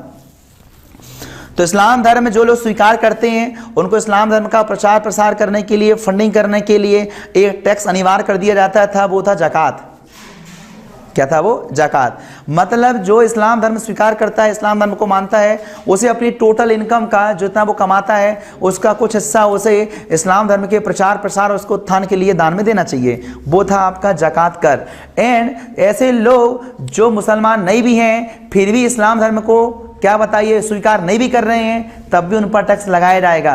क्यों, ताकि तुम्हारा जो पैसा आएगा हम इस्लाम धर्म में काम कर सकें, यूज़ कर सकें। तो वो गैर मुसलमान थे, जो ऐसे व्यक्ति जो मुसलमान धर्म स्वीकार करते थे, इस्लाम धर्म स्वीकार करते थे, वो मुसलमान होते थे, और जो नहीं करता था वो गैर मुसलमान होते थे। तो गैर मुसलमानों पर भी एक कर लगाते थे, ये भी धार्मिक कर था, उसका नाम था जजिया कर। इंडिया में जजिया कर का कॉन्सेप्ट पहली बार यहीं से आया था। मतलब भारत देश में जजिया कर की शुरुआत मोहम्मद बिन कासिम से मानी जाती है, जो गैर मुसलमानों पर लगाया जाने वाला एक धार्मिक कर था, ठीक है ना। और यही जजिया कर को लोगों ने बार बार लगाया, बंद किया, लगाया, बंद किया, लगाया, बंद किया। इसका एक अपना इतिहास है, ठीक है। चलिए, तो इस प्रकार हम देखेंगे ये जजिया कर के बारे में। अगर हम खैर आगे पढ़ेंगे, ये जो स्टार्ट होता है मोहम्मद बिन कासिम से, तो चलता रहता है, पूरे सल्तनत काल में चलते रहा। मुगलों के दिमाग में आया चलो हटाया जाए, तब अकबर ने इसको हटाया था। फिर अकबर ने जैसे ही हटाया तो आप जानते औरंगजेब ने लगा दिया, और ऐसा लगाया बोले अब महिलाओं से भी लेना हो, पंडितों से भी लेना है बेटा, बैठे बैठे खाते हैं बोले तुम लोग, इतना खतरनाक। नहीं तो जजिया कर मुसलमान आपके जानते हो पंडितों से नहीं लिया जाता था, महिलाओं से नहीं लिया जाता था, क्योंकि कमाते नहीं थे, है ना। औरंगजेब ने सोचा बोले तुम ही ज्यादा कमाते हो, मांग मांग के तुम पर भी टैक्स लगेगा बोले, है ना, ठीक है। तो ये सब एक से अपना एक इतिहास होता है। तो ये अरब आक्रमण, आप इसको जरूर, इतना सा 5-7 क्वेश्चन है जो पेपर में आते हैं, आप तैयार कर लेना, ठीक है। अब दूसरा अरब आक्रमण का जो लीडर था वो था महमूद गजनबी, राइट। तो महमूद गजनबी का उद्देश्य जो था वो 2 उद्देश्य था। पहला क्या बताइए, पहला सर्वोत्तम उद्देश्य उसका धन का, इतना लालची व्यक्ति था, इतना लालची व्यक्ति था, बस उसको धन चाहिए था। और दूसरा मालूम है क्या करना बताइए, उसका इस्लाम धर्म का प्रचार प्रसार करना था। अब देखो वो दोनों चीजों को कैसे पूर्ति करता था। देखिए, अगर उसे इस्लाम धर्म का प्रचार प्रसार करना होता अच्छे तरीके से, तो मालूम क्या करता, वो आता और मंदिरों को पहले तोड़ता, और जहां मंदिर टूटे हैं वहां पर मस्जिद बनवा के जाता, या फिर कोई स्थान को वो भंग करता, तोड़ता, उसके स्थान पर इस्लाम धर्म की कोई निशानी वहां छोड़ के जाता। लेकिन इसको धर्म का प्रचार प्रसार अजीब तरीके से करना था। कैसा था, जब कोई धर्म नहीं रहेगा तब इस्लाम धर्म रहेगा। मतलब एक काम करो, सारे धर्मों को नष्ट कर दो, ऑटोमेटिक इस्लाम आ जाएगा। तो ये जहां जाता तो मंदिर तोड़ता, स्तूप तोड़ता, लेकिन इस्लाम धर्म के लिए कोई काम नहीं करता। कौन पैसे खर्च करेगा, पैसे खर्च नहीं होंगे, बताओ क्या, पैसे खर्च नहीं करता था, ये केवल लूटता था और मंदिर को तोड़ के चल जाता था। अब बोले लूट लिया, बोले मंदिर भी तोड़ दिया, अब तो मंदिर नहीं बनाओगे, इस्लाम धर्म ऑटोमेटिक आ जाएगा, ऐसा कॉन्सेप्ट था। तो धन का लालची व्यक्ति था, इसका काम केवल क्या था, धन को लूटना था, और उसी नाते जितना इस्लाम धर्म का प्रचार प्रसार हो जाए बस इतना ही हो जाता था। लेकिन हुआ, इसने इतने आक्रमण किए, इतनी ज्यादा हिंदू धर्म को क्षति पहुंचाई कि ऐसा माना जाता था भारत देश में कि इस्लाम धर्म का ये प्रमोटर रहा हुआ, और दिए, ठीक है। आप जानते हैं इसको कादिर बिल्लाह अली जिल्लाह की उपाधि मिली,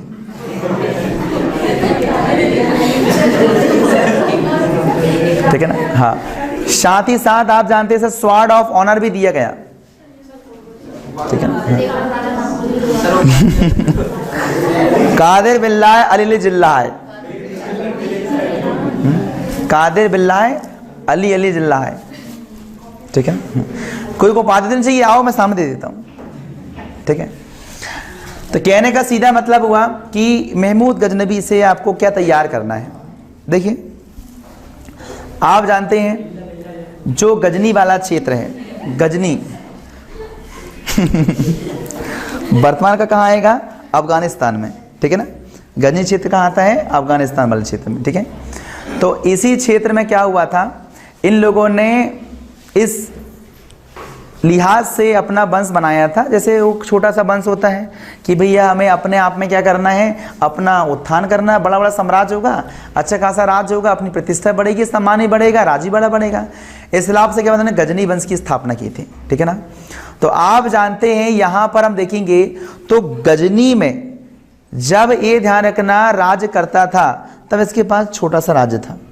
इसको लगा क्यों ना इसको लूट के, लोग बाहरी क्षेत्रों को लूट के क्यों इसको समृद्ध बनाया जाए। और इसने अपने पिता दादा पुरखों के मुंह से सुन रखा था कि बेटा जब भी अपने किस्मत को तुम्हें चेंज करना हो, ठीक है ना, जब भी तुम्हें ध्यान रखना अपना क्या बताइए उत्थान करना हो, एक बार भारत को लूटना, सारी गरीबी रेखा खत्म, ठीक है ना, और ये बात सत्य थी। और आप जानते हो भारत देश के लोग पहले से दिखावा करते थे, भारत देश के लोग पहले से दिखावा करते थे। यही कारण हुआ कि दुनिया में सारे लोगों की नजर भारत पर ही होती थी। आपने देखा होगा हमारे यहाँ पर जब हम लोगों ने, कनिष्क ने रेशम मान गुजारा था, याद रखना थोड़ा सा क्वेश्चन ये थोड़ा सा याद आता है। कनिष्क ने, आप जानते रेशम मान बहुत इंपॉर्टेंट था।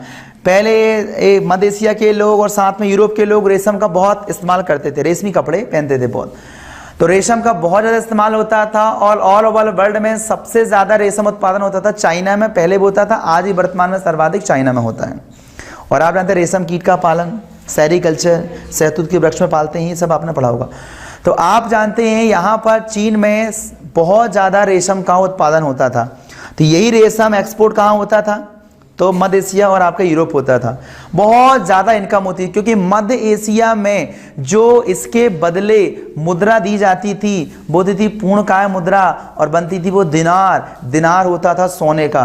तो आप जानते जो रेशम बेचा जाता था उसके बदले उन्हें सोना मिलता था। और यही कारण हुआ कि जब कनिष्क ने इसी रेशम मार्ग को जब इंडिया से गुजारा, अपना मथुरा से गुजारते हुए नाथुला दर्रा से होते हुए, जो नाथुला दर्रा है सिक्किम, वहां से होते हुए कहाँ जाता था, चाइना जाता था।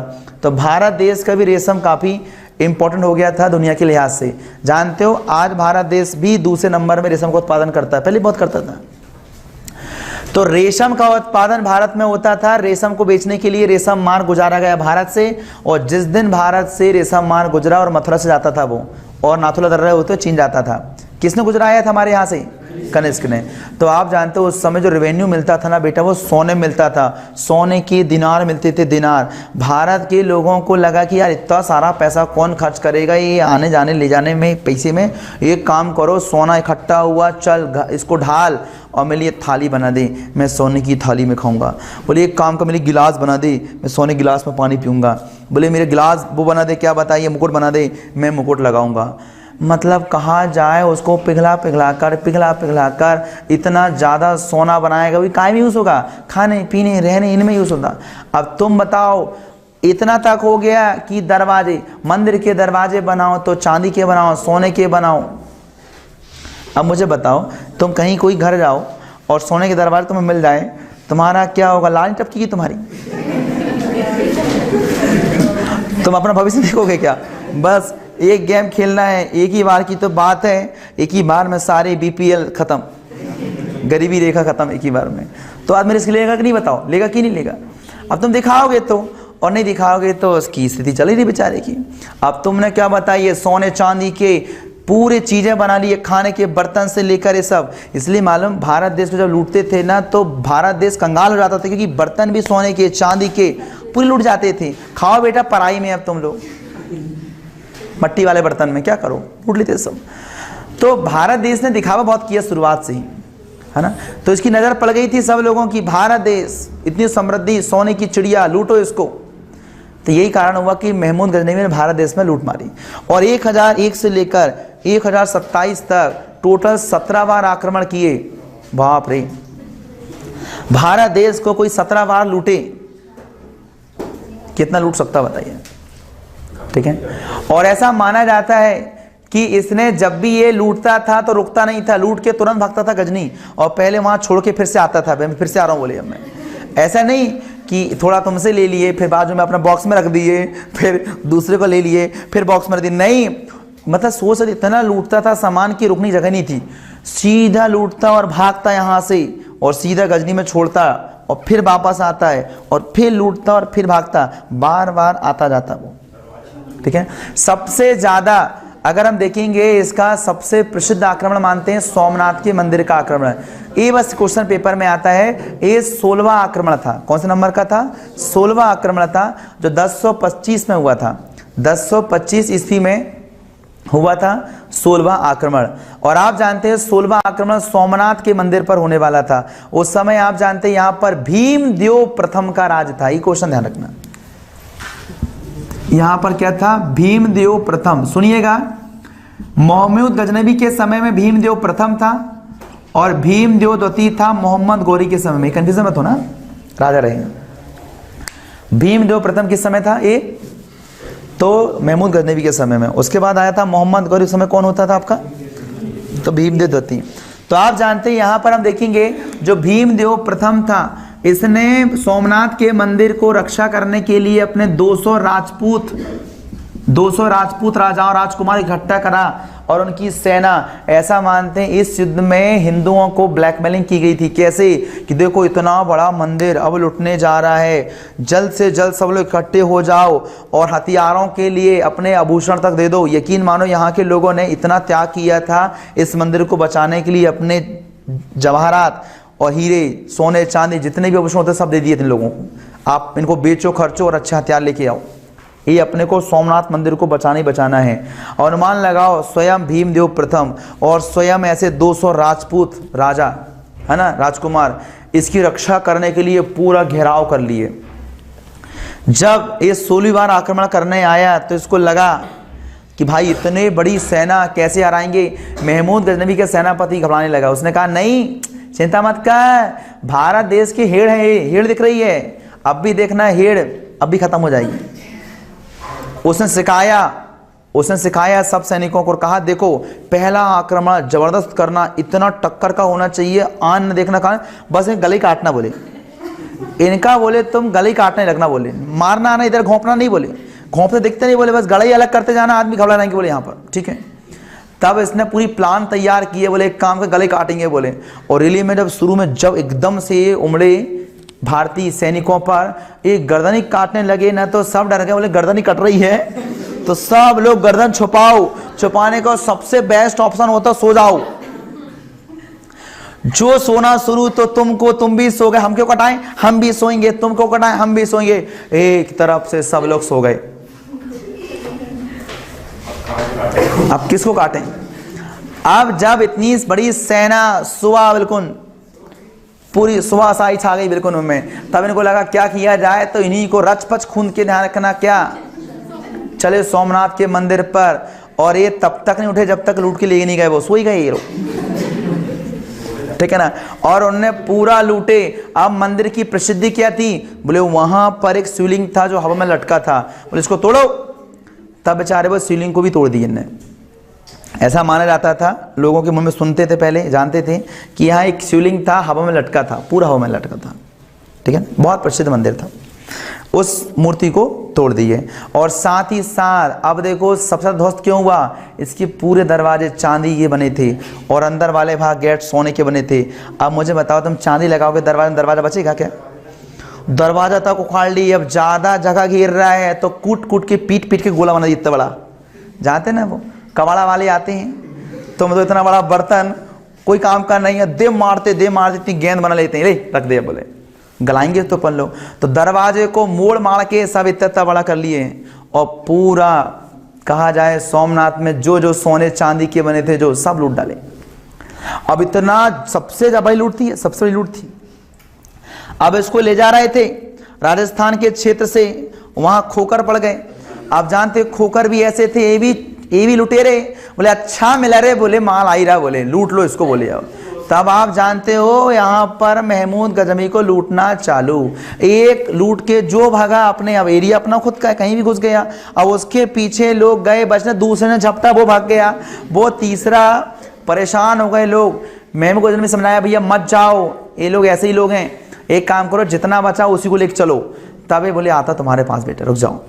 तब आप जानते हैं इसने क्या किया, 1025 में जो आक्रमण हुआ था सोमनाथ वाला, इसने पूरा लूट लाट के ले गए।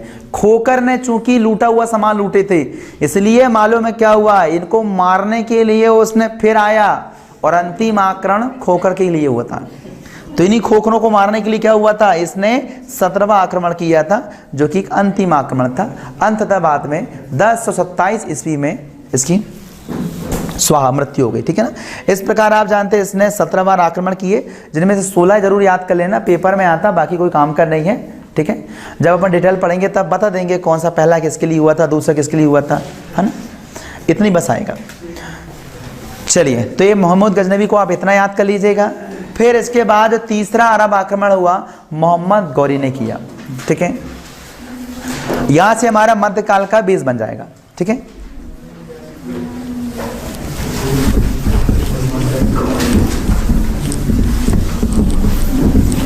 ठीक है, यहां देखिए हम देखेंगे तीसरा आक्रमण क्या आएगा, मोहम्मद गौरी का आक्रमण। क्या आएगा, मोहम्मद गौरी का आक्रमण। ठीक है, ये तीसरा अरब आक्रमण माना जाता है और जो कि काफी इंपॉर्टेंट आक्रमण है।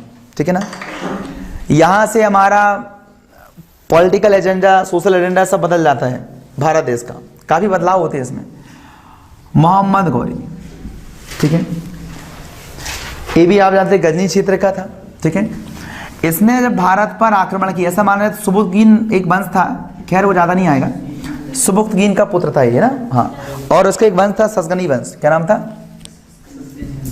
ससगनी वंश में एक राजा था, उसका नाम था सुबुक्तगीन, जो कि ध्यान रखना अल्पतगीन का क्या था, बेटा था। ठीक है ना, इसी का बेटा कौन था बताइए, मोहम्मद गौरी।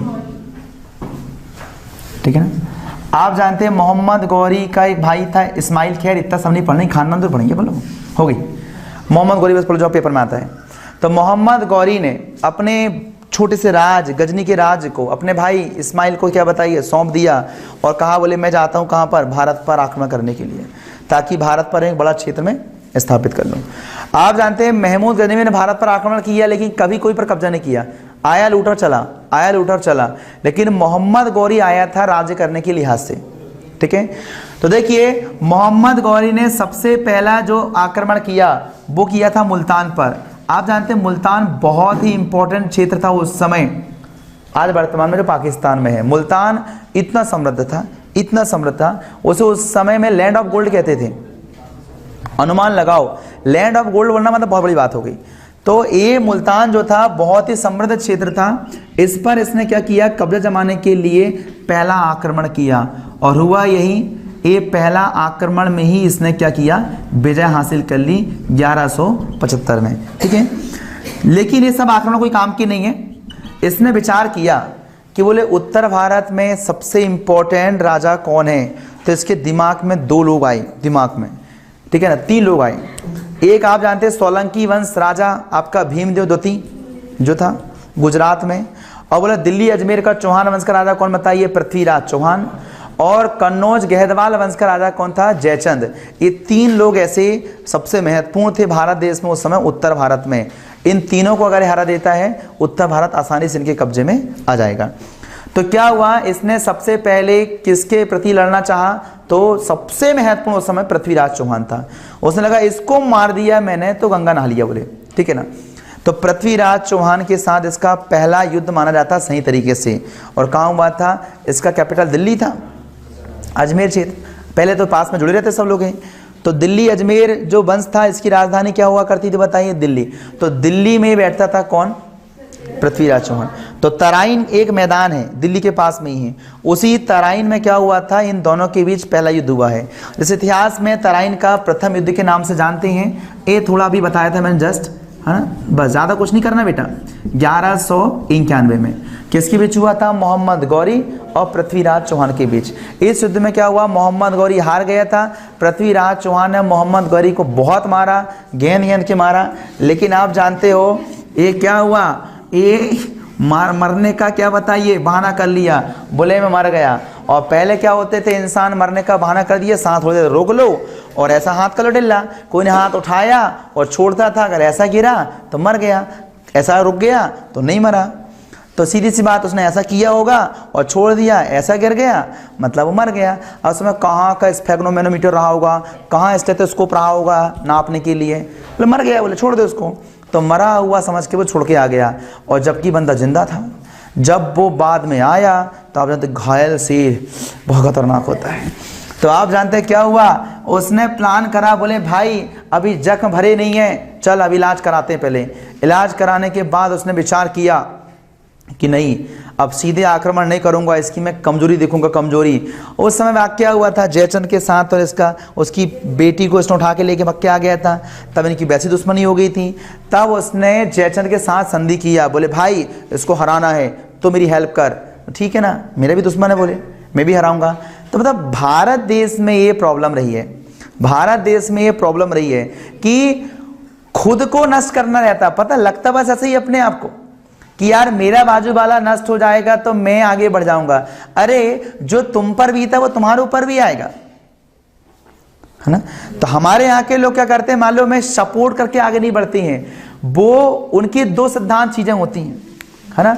आप जानते हैं अगर ये 4-5 लोग अगर दौड़ रहे हैं तो अपनी अपनी मेहनत से दौड़ो आप, तो एक्चुअल में तुम आगे बढ़ जाओगे, ये भी आगे बढ़ जाएगा, ये भी आगे बढ़ जाएगा। इतना बस होगा कि तुम ज्यादा आगे बढ़ जाओगे, थोड़ा पीछे रह जाएगा, लेकिन बढ़ेंगे सब लोग। लेकिन हमारे यहाँ क्या करते हैं, बोले एक काम करो यार, बोले मैं जीतता हूं तो इन चारों को बांध देगा इनके पैर।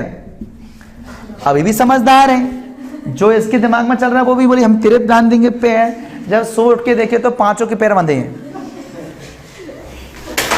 तो 5 ने अपनी जिंदगी खराब कर ली है। तो भारत देश के इतिहास ये रहा है और आज भी ऐसा होता है, ऐसा नहीं होना चाहिए, है ना। हमें अपने देश को आगे बढ़ाना है, अपने समाज को आगे बढ़ाना है, तो हम लोगों को साथ में बढ़ना पड़ेगा। हाँ, कोई थोड़ा आगे चल जाएगा तो उससे ईर्ष्या मत करो, ठीक है ना। तुम्हारा जिम्मेदारी ज़्यादा बढ़ जाएगी, तुम ज़्यादा आगे बढ़े तुम्हारी जिम्मेदारी ज़्यादा बढ़ जाएगी। हम कम नीचे बढ़े, हमारी जिम्मेदारी है लेकिन थोड़ा कम है, तो उसमें खुशी होना चाहिए। ठीक है भैया, तुम ज़्यादा बुद्धिमान हो, ज़्यादा बुद्धिजीवी हो, तो तुम समाज में ज़्यादा जिम्मेदारी लो। हम थोड़े से, हमारा भगवान ने कम ही बनाया है, हम थोड़ी कम जिम्मेदारी लेते हैं, तो ये हमें एक्सेप्ट करना चाहिए। लेकिन हम लोग को दिया है भगवान ने छोटा सा दिमाग, अब हमें बड़ा तो कर नहीं सकते बताओ, लेकिन बड़े वाले को बोले तू छोटा कैसे हो रही बता, तो थोड़ा सा ये प्रॉब्लम है देश में, ठीक है ना। जिस दिन समझ आएंगे देशवासी लोग तो फिर देश को बढ़ाने में कोई रोक नहीं सकता है, ठीक है ना। तो यहां पर यही हुआ,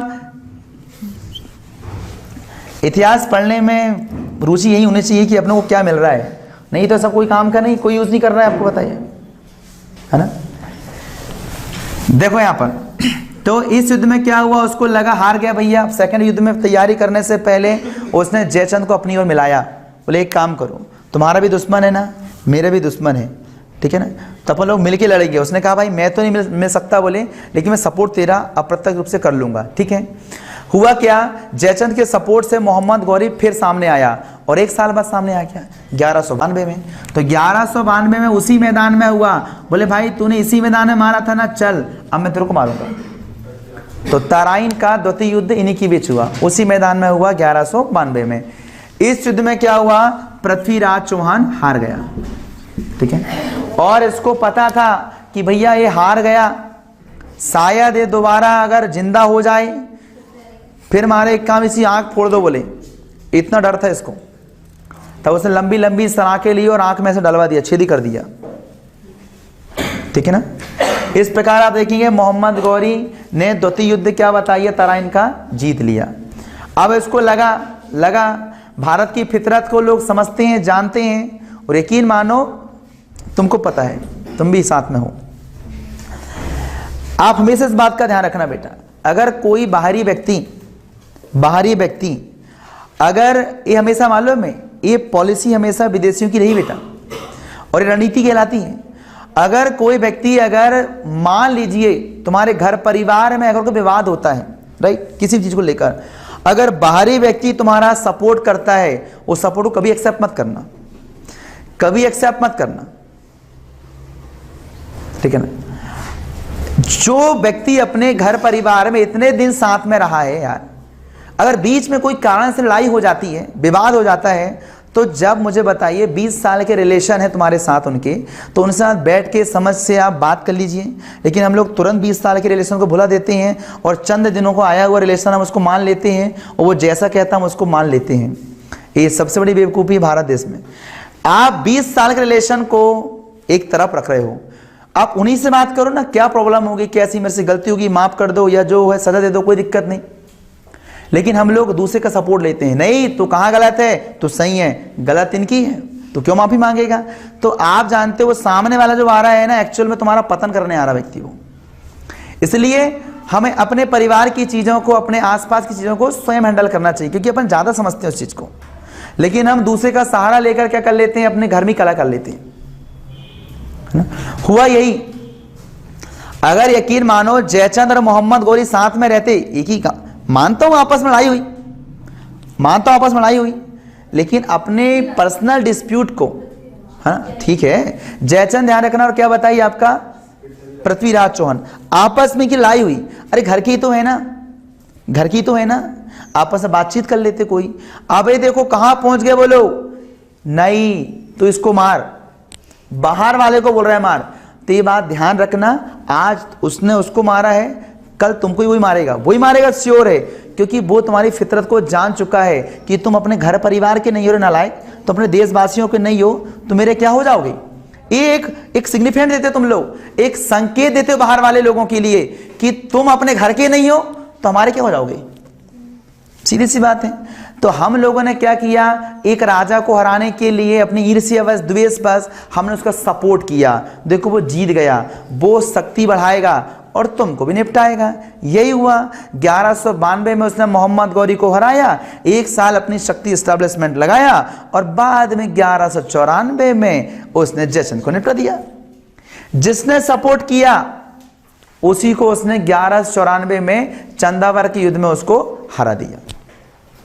इस प्रकार आप जानते हो तो 3 युद्ध बड़े इंपॉर्टेंट है बेटा, ये तराइन का फर्स्ट, सेकंड और चंदावार का युद्ध।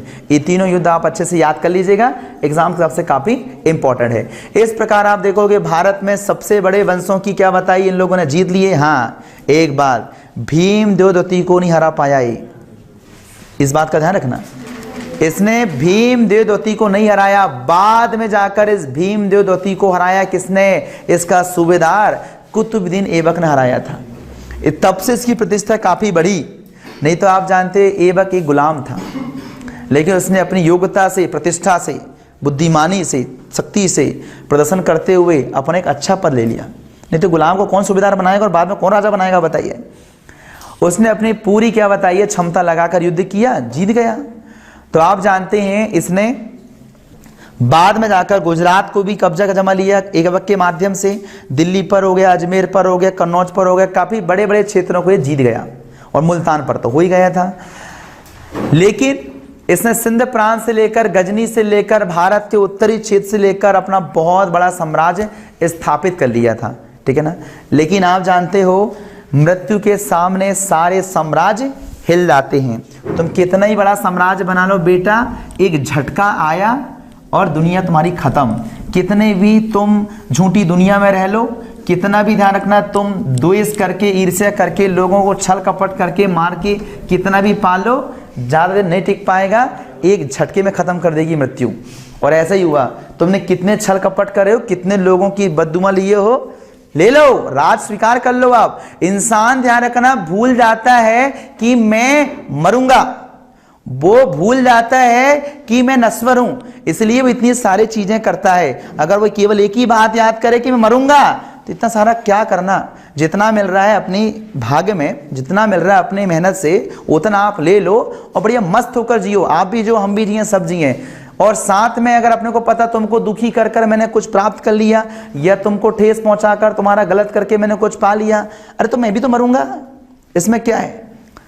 तो आप जानते हैं 1206 तक इसका साम्राज्य बहुत विशाल हो गया था, लेकिन मृत्यु ने झटके में खत्म कर दिया। 1206 में मोहम्मद गौरी की मृत्यु हो गई।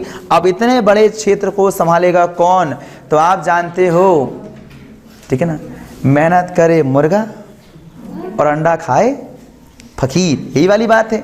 इतनी मेहनत, छल कपट करके, सब कुछ करके किसने किया।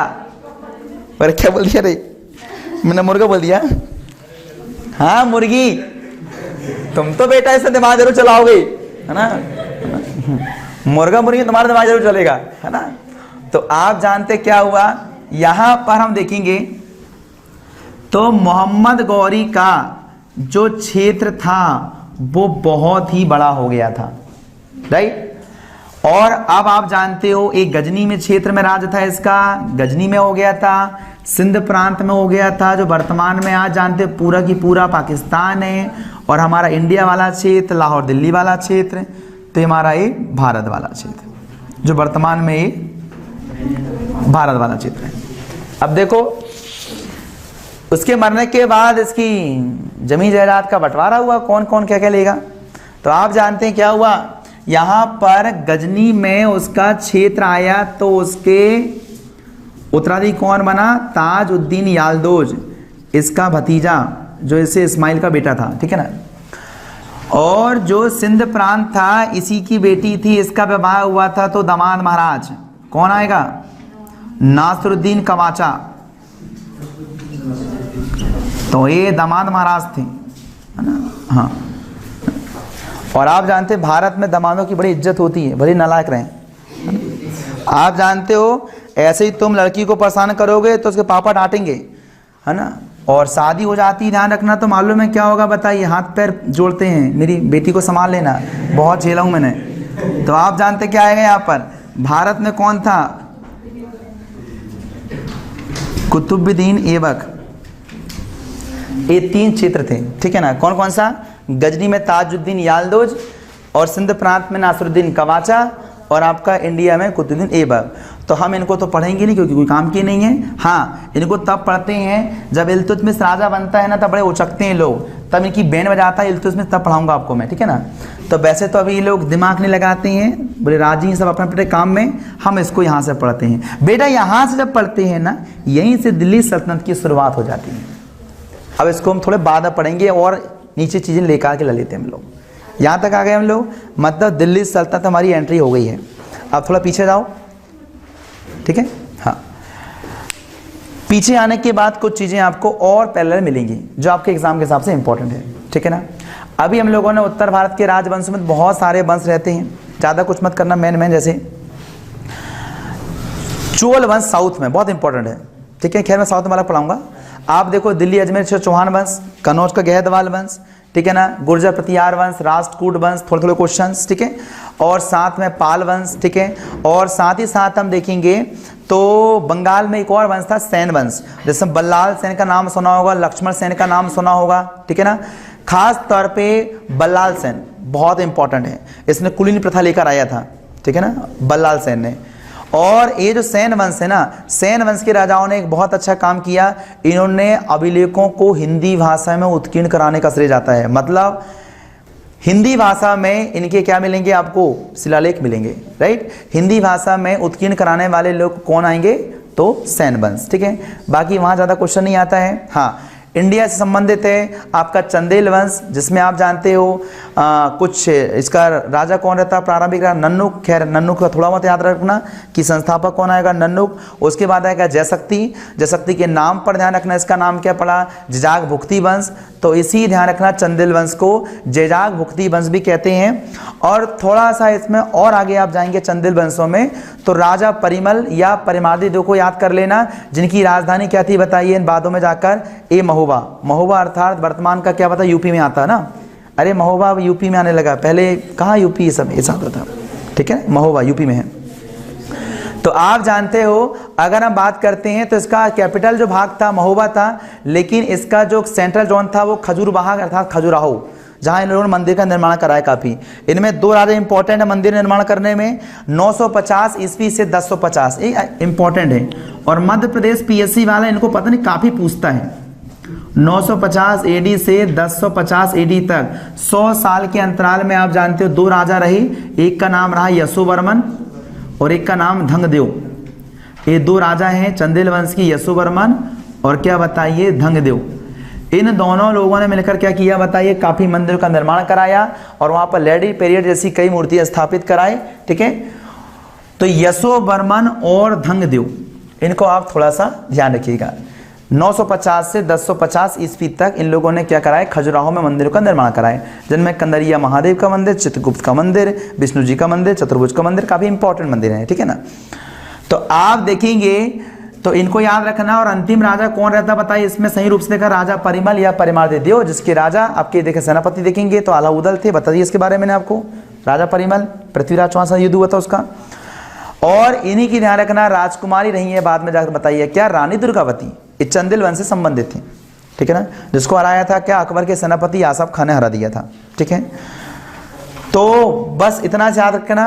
उसके बाद हम देखेंगे कलचुरी वंश, ज़्यादा नहीं आता, इसकी राजधानी त्रिपुरी है, याद रखना। कलचुरी वंश रहा है जिसकी राजधानी त्रिपुरी रही है। त्रिपुरी वर्तमान जिसको जौलपुर कहते हैं हम, उसका नाम तिवारा अर्थात वो तिलवारा घाट उन्हीं का संबंधित है। उतना याद करना किसमें आपका, कलचुरी वंश में, ठीक। मालवा में, मालवा तो बाद में आता है, उसको आप अकबर समय पढ़ लेना ताकि अच्छा रहेगा। बाज बहादुर और उसकी पत्नी रूपमती के बारे में पढ़ देंगे थोड़ा सा। और परमार वंश में आप जानते हैं राजा भोज को जरूर याद करना, उसके भाई राजा मुंज, फिर आप जानते हैं उसी के आगे देखेंगे बाघराज, एक है इतना ही आएगा, राजा भोज बस याद कर लेना, ठीक है। तो राजा भोज के पहले राजा मुंज राजा थे, राजा मुंज की राजधानी धार थी, धार से राजा भोज ने अपनी राजधानी ट्रांसफर करने के लिए भोजपुर बसाया, भोजपुर जो वर्तमान में रायसेन में आता है। और आपको ये पता होना चाहिए कि भोजपुर नगरी जो बसाया था वो किसने बसाया था, राजा भोज ने। राजा भोज सरस्वती देवी के काफ़ी अच्छे उपासक थे और बहुत ज़्यादा मानते थे। इन्होंने क्या किया था, संस्कृत महाविद्यालय की स्थापना की थी और उन्हीं के प्रांगण में उन्होंने एक बहुत छोटा मंदिर बनवाया था। वो मंदिर कौन सा था, बाक देवी के मंदिर। तो बाक देवी वर्तमान की कौन सी, सरस्वती देवी। और आप जानते हैं वही बाक देवी की प्रतिमा भारत देश में ज्ञानपीठ पुरस्कार के समय उसको दी जाती है। जानते हो ज्ञानपीठ पुरस्कार मिलता है साहित्य के क्षेत्र में, तो वही बाक देवी की प्रतिमा दी जाती है उस समय, ठीक है। ये थोड़ा ध्यान रखना। साथ ही साथ हम देखेंगे यहाँ पर तो राजा भोज जो थे वो बहुत अच्छे एक आर्किटेक्चर थे, अर्थात वास्तुशास्त्री थे। उनकी बहुत अच्छी पुस्तक है, उसका नाम है समरांगण सूत्र, जो कि ज्योतिष की सबसे फेमस पुस्तक है, ठीक है ना। समरांगण सूत्र वास्तुशास्त्र की सबसे फेमस पुस्तक। तो आज आप जानते हैं जितने भी आर्किटेक्चर होते हैं वो उस बुक का काफ़ी कुछ पॉइंट पर स्टडी करते हैं, ठीक है ना। समरांगण सूत्र, उसी के बेस पर उन्होंने भोजपुर को बसाया था, ठीक है। उतना याद करना और बस, वहाँ ज़्यादा कुछ नहीं आएगा, ठीक है। हाँ, एक और थोड़ा सा याद रख लेना आप, बुंदेला वंश। बुंदेला वंश यहाँ नहीं पढ़ना, वो पढ़ना जहांगीर के समय में। आप जानते हो बुंदेला वंश, जिनमें आपने देखा होगा, नाम सुना होगा, वीर सिंह बुंदेला। इसी वीर सिंह बुंदेला ने ही क्या किया था, जहांगीर के कहने पर अबुल फजल की हत्या कराई थी। तो पेपर में कई बार आ जाता है कि अबुल फजल की हत्या किसने की थी, वीर सिंह बुंदेला ने की थी। किसके कहने पर की थी, तो जहांगीर के कहने पर की थी। वो सारी कहानी अपन तब पढ़ेंगे जब थोड़ा डिटेल से पढ़ेंगे तब, है ना। और ये भी याद रखना, इसी बुंदेला राजवंश में चंपत राय आता है। चंपत राय का बेटा छत्रसाल आता है। ये वही छत्रसाल था जो मुगलों की सेना में भर्ती हो गया था, लेकिन मुगलों का जब शिवाजी के साथ युद्ध हुआ था तब क्या हुआ था, ये छत्रसाल ने शिवाजी की वीरता को देखकर इंस्पिरेशन हुआ, काफ़ी इंस्पायर हुआ और उसने मुलाकात की, कहा बोले मैं आपकी सेना में भर्ती होना चाहता हूँ। उसने कहा बिल्कुल मत हो, आप यहाँ जाओ, मैं आपकी सहायता करता हूँ और अपने क्षेत्र को मुगलों से आप मुक्ति दिलाओ। इसी कारण फिर बाद में क्या हुआ था, बुंदेला क्षेत्र में आकर छत्रसाल ने मुगलों से लोहा लिया और उनके साथ युद्ध किया। बस उतना याद कर लेना, वीर सिंह बुंदेला, ठीक है, इतना ठीक है। चलिए, फिर आप जानते हैं गढ़कटंगा की महारानी गोंडवाना शासिका रानी दुर्गावती। फिर आपने रामगढ़ की महारानी अवंतीबाई। ये तो बाद में आएंगे, सब अभी नहीं आएंगे ना, इतना पुराना हो गया। चलिए, अब साउथ में थोड़ी चीज़ कवर कर लीजिए। साउथ में 3 राजवंश, 4 राजवंश, 5, 6 बहुत सारे हैं। चलो मैन सबसे इंपॉर्टेंट ध्यान रखना, आप जानते हैं तो दक्षिण में पांड्य, चेर और चोल बहुत इंपॉर्टेंट है। कौन था, पांड्य, चेर और चोल। साउथ में ये 3 राजवंश से एग्जाम में काफी क्वेश्चन बनते हैं, काफी क्वेश्चन बनते हैं, ठीक है। हम इनको भी कवर कर लेते हैं ताकि आपका कुछ छूटे ना, बिल्कुल, ठीक है ना। तो दक्षिण भारत के राजवंश, ठीक है, जिनमें आप जानते क्या आएगा, पांड्य, ठीक है। पांड्य के संदर्भ में, ठीक है, पांड्य के संदर्भ में एक संगम का जिक्र होता है। संगम क्या होते हैं, संगम आपको बता दूं, संगम जो थे वो तमिल कवियों का सम्मेलन हुआ करता था। किसका बताइए, जो तमिल कवि होते थे, तमिल कवि आपस में कवि का सम्मेलन होता रहता है, तो तमिल कवियों के सम्मेलन को ही संगम कहते हैं। और दक्षिण भारत के लोगों ने तमिल और तेलुगु के संदर्भ में उनको एक प्रकार से प्रोत्साहन देने के लिए, तमिल और तेलुगु साहित्यों को प्रोत्साहन देने के लिए कई बार इन लोगों ने क्या किया है, संगम का आयोजन कराया है, खास तौर पे तमिल के लिए। तो तमिल के लिए 3 संगम माने जाते हैं, ठीक है ना।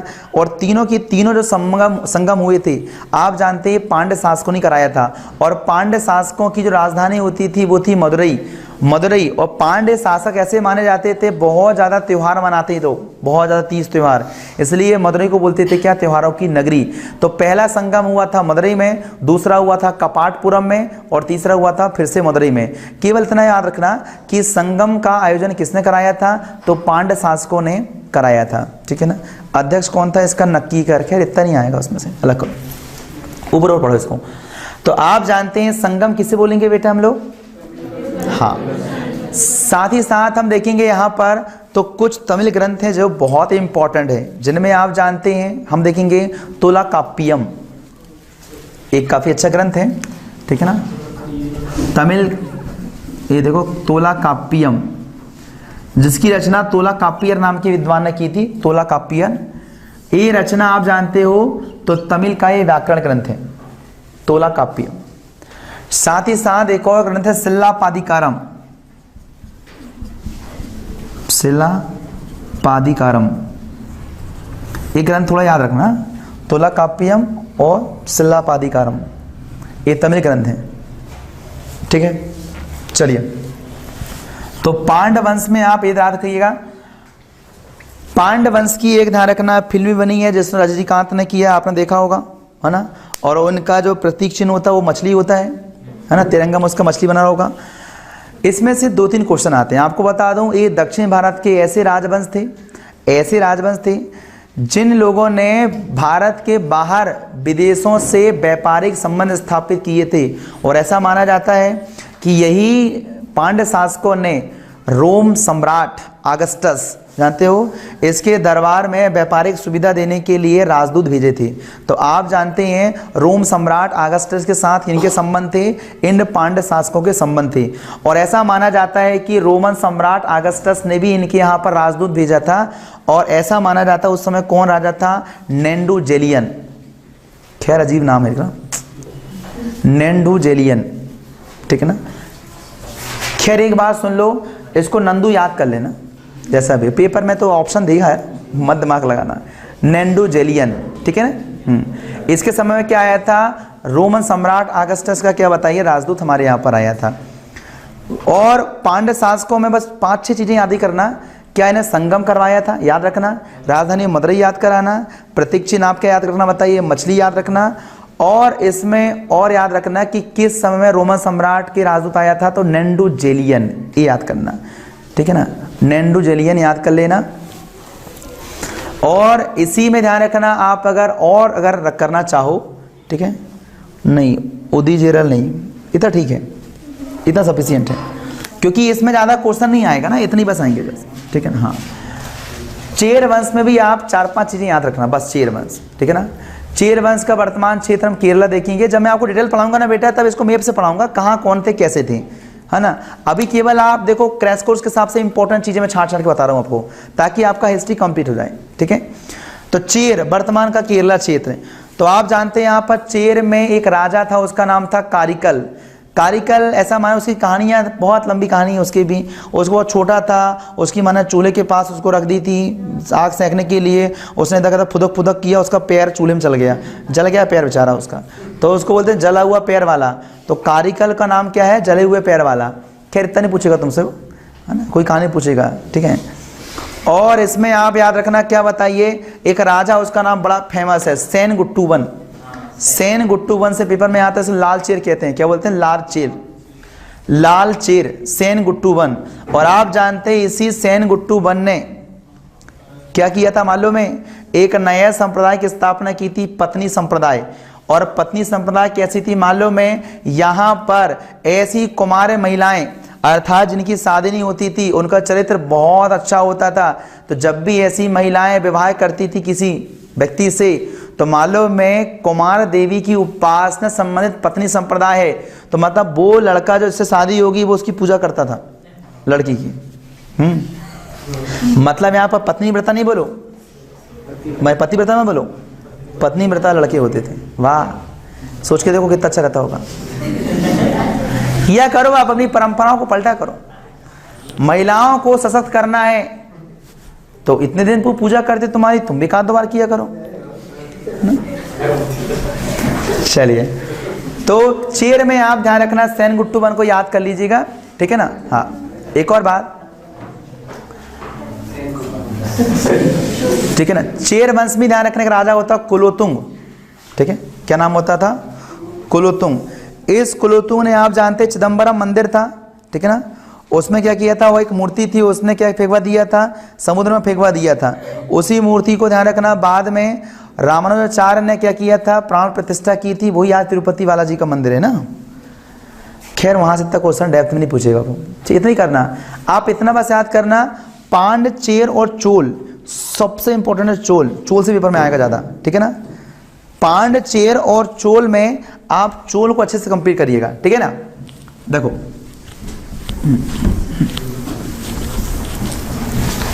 ठीक है, तो पांड मैंने जितना बताया ना, मछली अछली और वो थोड़ा अगस्टस में इतना पढ़ लेना बस, ठीक है ना। और चेर में बताया वो सेन गुट्टू वन और लाल चेर और वो पत्नी संप्रदाय, बस उतना पढ़ लेना, ठीक है ना। और अगर अपन करें तो चोल, चोल ज्यादा पेपर में आता है, चोल बहुत ज्यादा पेपर में, राइट। देखिए सबसे पहले हम बात करें यहाँ पर चोल साम्राज्य, ठीक है ना, जिनका कैपिटल था कांचीवरम, क्या था, कांचीवरम, है ना, तमिलनाडु में आता है। और आप जानते हैं ये जो चोल राजा रहे हैं, इनमें से सबसे इंपॉर्टेंट राजा परांतक, बहुत इंपॉर्टेंट है। फिर आप जानते हैं राज राजा प्रथम, बहुत इंपॉर्टेंट है। और राजेंद्र चोल, बहुत इंपॉर्टेंट है, इनको थोड़ा सा कवर कर लीजिएगा, ठीक है ना। परांतक प्रथम के बारे में अगर हम बात करें, बहुत प्रतापी राजा था और ऐसा माना जाता था कि इसी ने ही हमारे भारत देश में स्थानीय स्वशासन की नींव रखी थी। जानते हो, स्थानीय स्वशासन मतलब स्थान विशेष के लोग ही अपने इलाके में शासन करें, सारी व्यवस्थाओं का संचालन करें। स्थानीय स्वशासन की सबसे शुरुआत अगर हम भारत में कहीं मिलती है, वो मिलती है चोल साम्राज्य से। एक क्वेश्चन 2015 के प्रीलिम्स में आ चुका है ना, जिसने दिया होगा जानता होगा। यही आया था कि भारत में आपका स्थानीय स्वशासन का प्रमाण कहाँ से देखने को मिलता है, शुरुआत तो कहाँ से मिलता है, तो चोल साम्राज्य। आप जानते हो परांतक प्रथम का एक अभिलेख है, उसका नाम है उत्तर मेरु अभिलेख। आप जानते हो उत्तर मेरु अभिलेख जो है वो कांचीवरम क्षेत्र का एक ग्राम पंचायत क्षेत्र था, स्थानीय क्षेत्र था, छोटा गांव था उत्तर मेरु। वहीं पर एक अभिलेख लिखा, उसमें पूरी जानकारी थी कि कोई व्यक्ति को स्थानीय निकाय में अगर भाग लेना है तो उसके पास क्या क्या योग्यता होनी चाहिए। तो पूरी एबिलिटी यहाँ लिखी थी कि 35 साल की आयु होनी चाहिए, 35 साल की आयु पूरी होनी चाहिए, और 1.5 एकड़ ध्यान रखना उसके पास जमीन होनी चाहिए, और खुद की जमीन पर खुद का मकान होना चाहिए, ताकि जब ये अधिकारी बने तो भ्रष्टाचार ना करे। नहीं तो पहले बोले मैं घर बनाऊंगा, पहले 1.5 एकड़ जमीन लूंगा। आज ही होता कि नहीं बताओ, तुम फुटपाथियों को बना दो पंच सरपंच, पहले तो अपना गेम खेलते हैं, वो आएंगी, ध्यान रखना सड़क बनने के लिए गिट्टी रेत, पहले बनेगा अपना लेंटर वाला घर, पक्का घर बनेगा, है ना। इसलिए इसमें अच्छी व्यवस्था थी, भैया फुटपाथियों को नहीं बनाएंगे बोले सब, ठीक है। तो यहाँ पर ये सारी जानकारी कहाँ मिलती है, उत्तर मेरु, उत्तर मेरु अभिलेख से ही सारी जानकारी मिलती है स्थानीय स्वशासन की, राइट। आप राज राजा प्रथम, एक और बात बता दूं, ये जो चोल वंश के राजा थे ना, ये भगवान शिव को बहुत मानते थे, भगवान शिव के साथ साथ अपने पूर्वजों को बहुत मानते थे। इनकी जितनी भी मंदिर बनाए बेटा, इन लोगों ने राज राजेश्वर का मंदिर बनवाया था, राज राजा ने, ये राज राजा प्रथम ने राज राजेश्वर का मंदिर बनाए थे, जिसे बृहदेश्वर मंदिर के नाम से भी जानते हैं। इसमें इनकी प्रथा होती थी कि भगवान के साथ साथ ये लोग पूर्वजों की मूर्तियां बिठाते थे। पता आपको, ये चोल वंश के जो राजा थे, ये लोगों की खासियत थी कि मूर्ति के साथ साथ ये लोग क्या करते थे, अपने पूर्वजों की मूर्ति भी यहाँ पर बैठाते थे और उनकी भी पूजा करते थे, ठीक है। इनका इतना महत्व है। और साथ ही साथ इसी राज राजा प्रथम ने क्या कराया था, श्रीलंका पर आक्रमण किया, और श्रीलंका के उत्तरी भाग को, जो वर्तमान में जाफना अपना इलाका आता है जहाँ पर लिट्टे सक्रिय है, उस क्षेत्र को जीतकर उसका नाम चेंज कर दिया था, मुंडी चोल मंडलम रख दिया था। बाद में इसी राजा ने, राजेंद्र चोल ने पूरे श्रीलंका पर, ध्यान रखना, क्या किया था, कब्जा जमाकर उसको पूर्ण रूप से अपने कब्जे में ला लिया था। और इसी राजेंद्र के समय में आप जानते हैं इंडोनेशिया वाले भागों पर सुकर्णो राजा था, उनके साथ उसका युद्ध हुआ था। खैर इतना नहीं पूछेगा, इतना बस याद करना बेटा कि चोल वंश की नौसेना सबसे अधिक विकसित थी। उस दुनिया में देखा जाए, ऑल ओवर इंडिया या वर्ल्ड बात करें, उस समय सबसे इंपॉर्टेंट सेना किसकी थी, नौसेना, तो चोल की थी, बहुत इंपॉर्टेंट थी, ठीक है ना, शक्तिशाली भी थी। और इन्हीं चोलों ने क्या किया था, पांड्य शासकों को हराकर मदुरई कोण की उपाधि ली थी। क्यों, मदुरई इनकी राजधानी थी, ठीक है ना। जैसे आप जानते हो, ये परांतक प्रथम, इस परांतक प्रथम हो, राज राजा प्रथम, इन लोगों ने क्या किया, पांडवों को हराया था, पांड्य शासकों को, और उनकी राजधानी क्या थी बताइए, मदुरई। तो मदुरई को जीतने वाला उपाधि का नाम क्या था, मदुरई कोंड। खैर इतना बस पर्याप्त है, बस इतना, ठीक है, इतना याद कर लेना, ठीक है। तो चोल वंश आप इतना कंप्लीट कर लेना, ठीक है। बाकी वंशों से तो आप एक काम करना बेटा, सारे राजवंशों के संस्थापक सदस्य आप पढ़ लेना। कई बार एग्जाम में आते हैं इसके संस्थापक बताओ, इसका संस्थापक, वो तो याद करने वाला है ना, एक बार उसको दोहरा लेना आप, ठीक है।